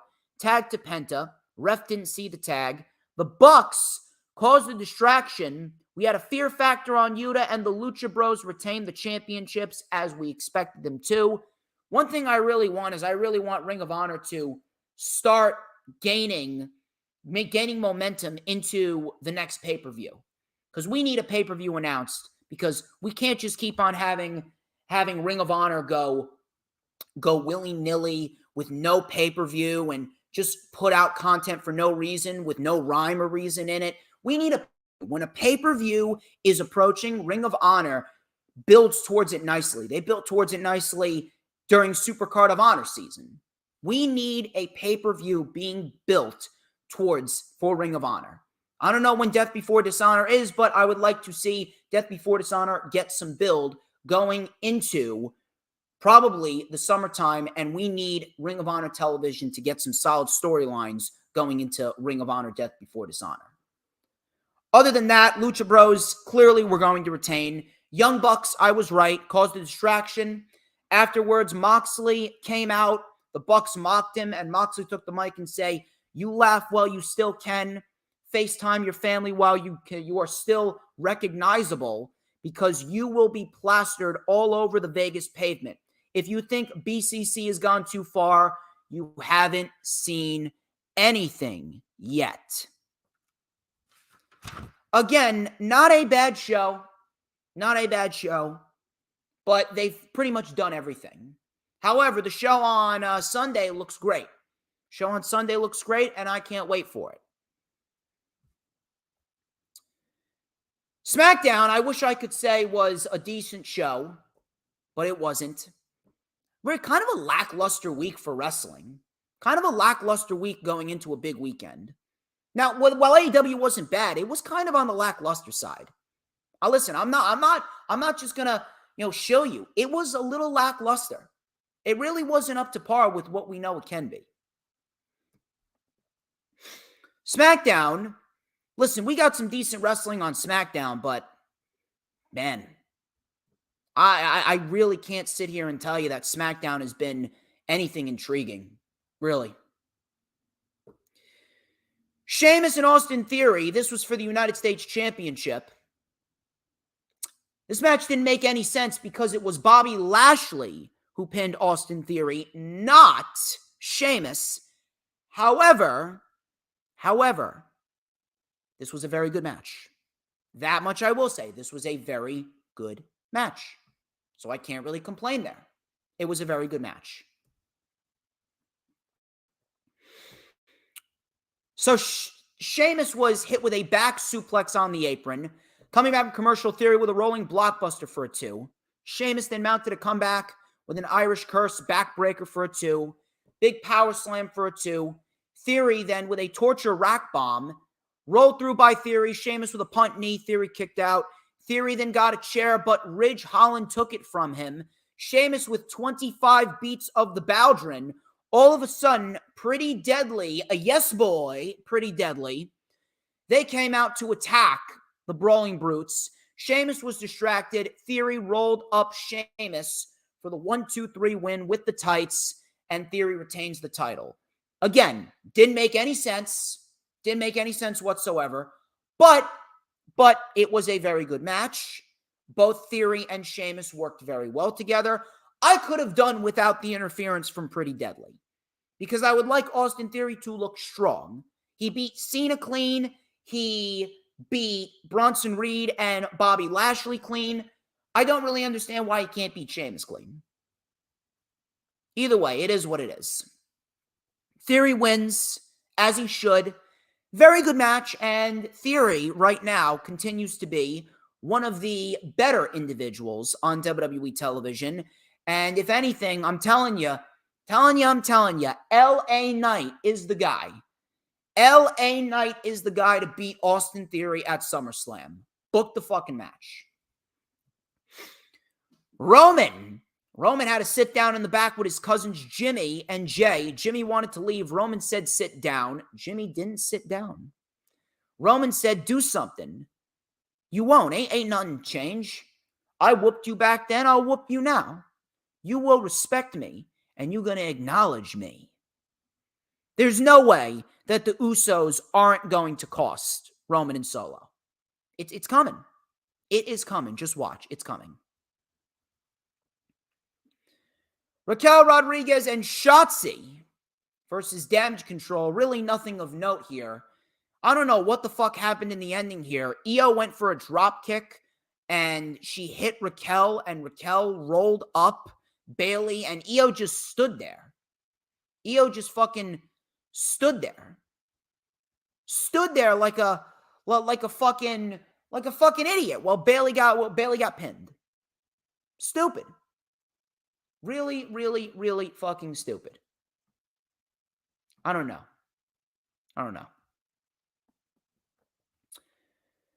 So, after that terrible ending to that women's match, we go into a match with Cameron Grimes and Ashante via Adonis.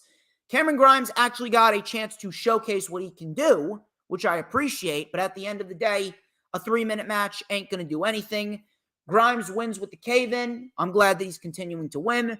And then Corbin ran out to attack Cameron Grimes. Don't really see Cameron Grimes mounting to anything if you have him feuding with Baron fucking Corbin. Bianca Belair came out to address the crowd. She said that she once respected Asuka because she just wanted to get the title, but this Asuka is different. She wanted a rematch. All she had to do was ask. But no, she had to embarrass me and humiliate me in my hometown, and then she did it the next week too. My mind is clear, and I will give Asuka a fight at Night of Champions. Asuka then came out, attacked Bianca from behind. Bianca regained control. She tried for the KOD. Asuka was caught by one of the officials that ran out there, and Asuka ran off while Bianca stood tall. By the way, there were the piped-in crowd noises on this show. The piped-in crowd noises on this show fucking sucked. Listen, you can shit on Rampage all you want. You can say that it's in a shit time slot. You can say that not enough big stars are on it. You can say that the show is oversaturated all you want. But at the end of the fucking day, They never pipe in fake crowd noises for Rampage. Rampage is taped 90% of the year, and I don't hear one fucking show where they do fake crowd noises. Not one. Not one. You can shit on it all you want, but you never hear that shit on Rampage. Never. Matter of fact, I prefer watching Rampage over 5 hours of WWE television. At least on Rampage, we get some quick wrestling, we get some quick, good wrestling, and it's an easy watch. LA Knight versus Rick Boogs. Street Profits were on commentary. Boogs was in control. He ended up winning with the BFT. He cut a promo on the Street Profits afterwards. He goes, "You say you want the smoke? Nah. You will get smoked by the man with everyone saying his name, L.A. Knight." Yeah. Give L.A. Knight the fucking U.S. If it's not Cody Rhodes that wins Money in the Bank, it's got to be L.A. Knight. He's in a Money in the Bank qualifying match next week. So listen, if it's not Cody Rhodes, you better give that shit to L.A. Knight. If not L.A. Knight, then L.A. Knight needs to win the United States Championship. L.A. Knight is the perfect man to beat Theory at SummerSlam. Build it up, give Theory the next couple months, book the match at SummerSlam, give the title to L.A. Knight. L.A. Knight with the U.S. title would be great shit. I'll tell you what's not great shit, seeing Karrion Kross lose time and time again. And the sad part about it is, he put on a damn good match with AJ Styles. That's the sad part. The sad part is, Karrion Kross throughout this year has put on some solid fucking matches with Rey Mysterio, Shinsuke Nakamura, AJ Styles. He's had some solid performances. He's really had some solid performances, but he's taken nothing but loss after loss after loss after loss. So Kross went right on the attack of AJ. AJ with some chops to Kross. Scarlett got involved, but she was chased off by Mia Yim. Coming back from commercial, Kross was in control. Styles mounted a comeback with an enziguri, sliding forearm and an ushi-goroshi. This was a great move by Kross. Kross, with a Northern Lights suplex, he rolled through into a fisherman brainbuster. I thought that was great. Styles then with a phenomenal blitz, and then a phenomenal forearm, and Styles wins. Listen, again, like I said, he's been putting on great matches. But why is he losing? Here's another thing. People will still want to tell me, well, you know, that Vince McMahon's not in charge. This is all Triple H's fault. This is the work of Hunter Hearst Helmsley. Triple H has been in charge since last July. Vince McMahon is merely back to sell the company, and he's not running the WWE creative. He's fucking retards all the time. This is not running creative.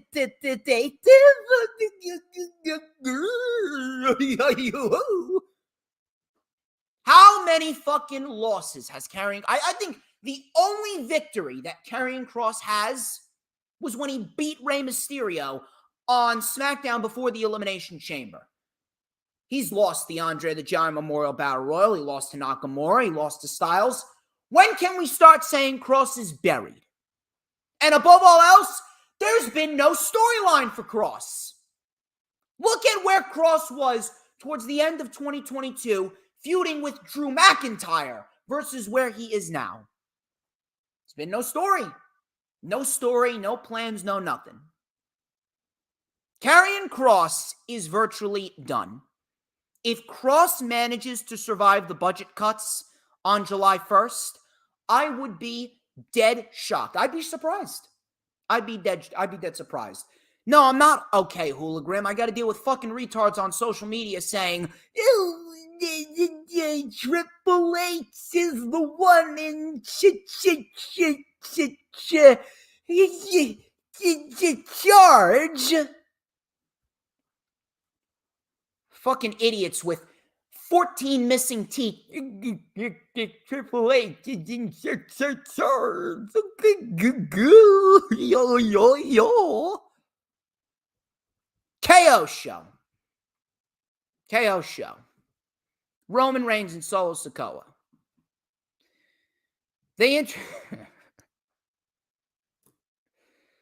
I can make myself laugh. They introduced Solo Sikoa and Roman. And Heyman came out. He said, your tribal chief doesn't come out when you want him to come out. Your tribal chief comes out when he so desires to come out. So the Usos came out. Jay then took the mic and he said, you got a bigger problem than what's happening tomorrow night. KO then said, you know what? Sammy's been trying to tell me all this time to help you guys. I got a spoiler. I knew Roman wouldn't come out, so I want to tell you something. This guy has been telling you that you deserve better. Well, acknowledge this. He's been right about everything that's happened so far. I am, Roman Reigns, he may be the head of the table. I'm looking at the heart of the table. What would the bloodline be without you? He treats you like he doesn't need you. He uses you. Jimmy, you know I'm telling the truth, so look at me. How does it feel to be Roman Reigns' little errand boys? Jimmy said, we the greatest tag team of all time, and when it comes to the day ones, I am the tribal chief. When he said that, Heyman's face was fucking brilliant. He had this fucking face on him like Jimmy Uso just committed a murder right in front of him. He had this face like Jimmy Uso just kicked a puppy into the fucking fifth row. His facial expression was fucking great. So shit got real. Shit's about to hit the fan. Roman's music hits. He came out. He looked fucking pissed beyond belief. He stared down Jay through the mic, stared at Jimmy through his mic. Sammy said, Roman, you know it's over, right? The bloodline is collapsing and it's all your fault. Roman then slapped the mic right out of Sammy's hand. Owens hit Reigns with a stunner, and we got a big brawl. The Usos were not getting the job done. Solo came out, and he took out the tag team champions on his own with 2 spikes, and then he held up Sammy for Roman Reigns to spear. The Usos were going to hand Roman and Solo the titles. Jimmy was very reluctant, and this is very telling. Jimmy was reluctant. He didn't want to give Roman the titles. So what happens? Jay took the titles from Jimmy and he handed them to Roman Reigns. I don't know. Maybe Jimmy is the one. Maybe Jimmy is the one to pull the trigger first. We all thought it would have been Jay. Maybe Jimmy is the one that cost him today at Night of Champions. Just putting it out there. But this segment was awesome.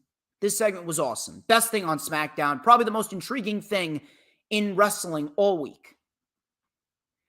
SmackDown, yet another bore fest, just like WWE television as a whole. Rampage, not a bad show. Rampage was not a bad show. It was an enjoyable watch for the 1 hour that it was.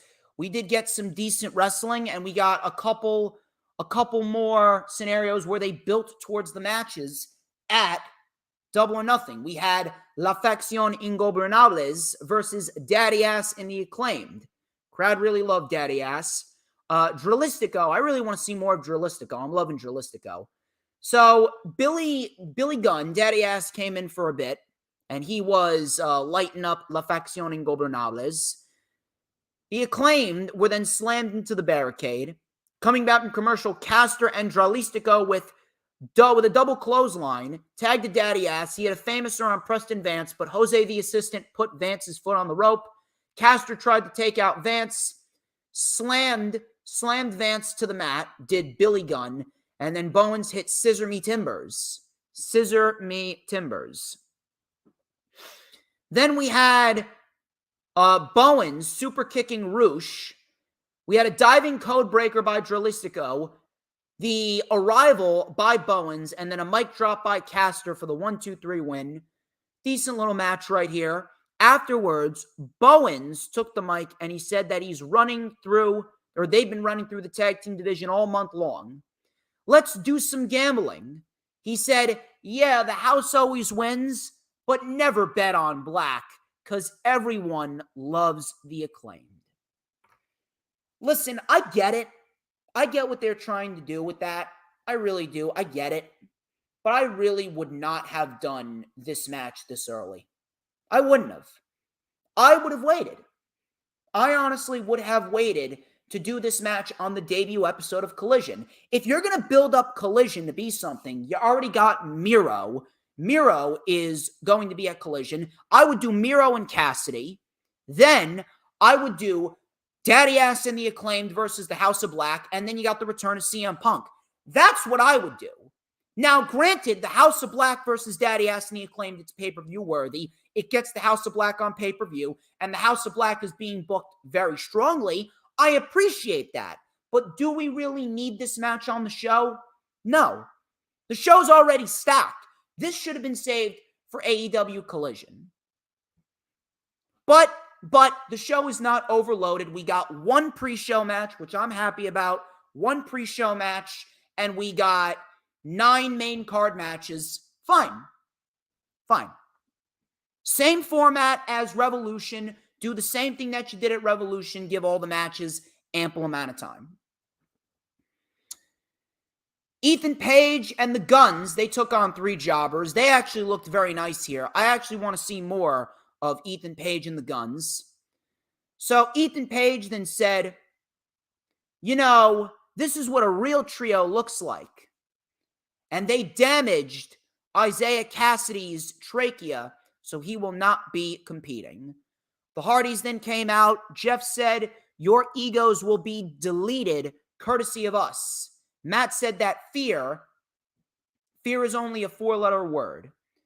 We had Isaiah Cassidy come out. Brother Zay, he came out and he said, unfortunately, the doctor didn't clear me. So he's selling the effects. He said, but I found a replacement. And his replacement was the cold-hearted, handsome devil, Hook. Which I'm happy about. I'm definitely happy that Hook is taking this match. And I actually like the team of Hook and the Hardys. I think that would be a decent little tag team. We will see what happens with this match, but it's on the buy-in where it should be. And if anything, it being on the buy-in is probably going to help it. Should be a decent little trios match. Nothing too crazy, nothing too over the top.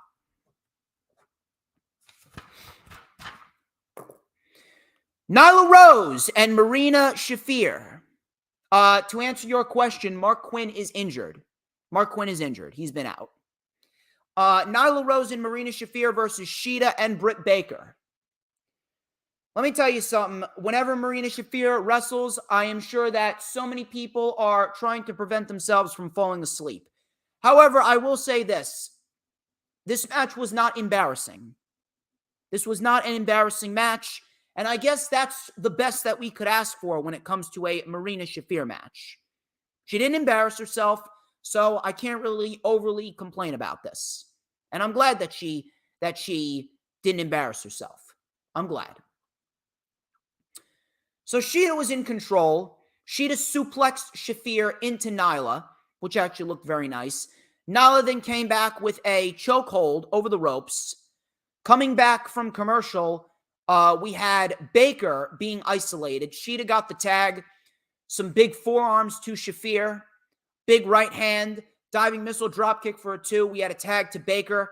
Twisting neckbreaker connects. Nyla broke up that pin by body slamming Baker onto Shida. Nyla was then taken out. Shida with a Meteora to Nyla. Super kick to Shafir. We have the spinning knee by Shida, otherwise known as the Katana. And then Baker with the lockjaw, and Marina Shafir passed out. Britt Baker and Hikaru Shida get the win.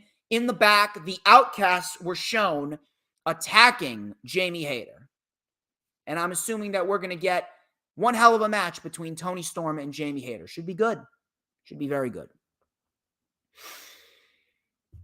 Now, like I said, this is Marina Shafir's obligatory twice-a-year appearance on AEW TV. At the end of the day, it was a decent little tag team match. Mostly, all the work was done by Nyla, Shida, and Baker, which I'm happy about. And that was pretty much that. Main event. Main event was the best thing on the show. Best Friends versus Lee Moriarty and Big Bill. This was actually a very good match right here. Really nothing over the top, but it was very good. Just two good tag teams going out there and doing what they normally do. I actually am liking the tag team of Big Bill and Lee Moriarty. Matter of fact, I would not mind them being little interim challengers for FTR. I think that would be decent little feud for them before they move on to the Young Bucks at Wembley Stadium. But we had a German suplex barrage on Moriarty by Trent. Nice half-and-half suplex. Big Bill, he caught Beretta and choke slammed him on the apron. Can I just say, Big Bill right now may have the best choke slam in the business. If you haven't been paying attention, Big Bill's choke slam is fucking great. Big Bill has a great fucking choke slam. So he choke slammed Trent Beretta on the apron. It connected flush. Back in the ring, Trent Beretta, he regained control. Chuck Taylor hit a big knee. Soul Food half and half combination on Bill.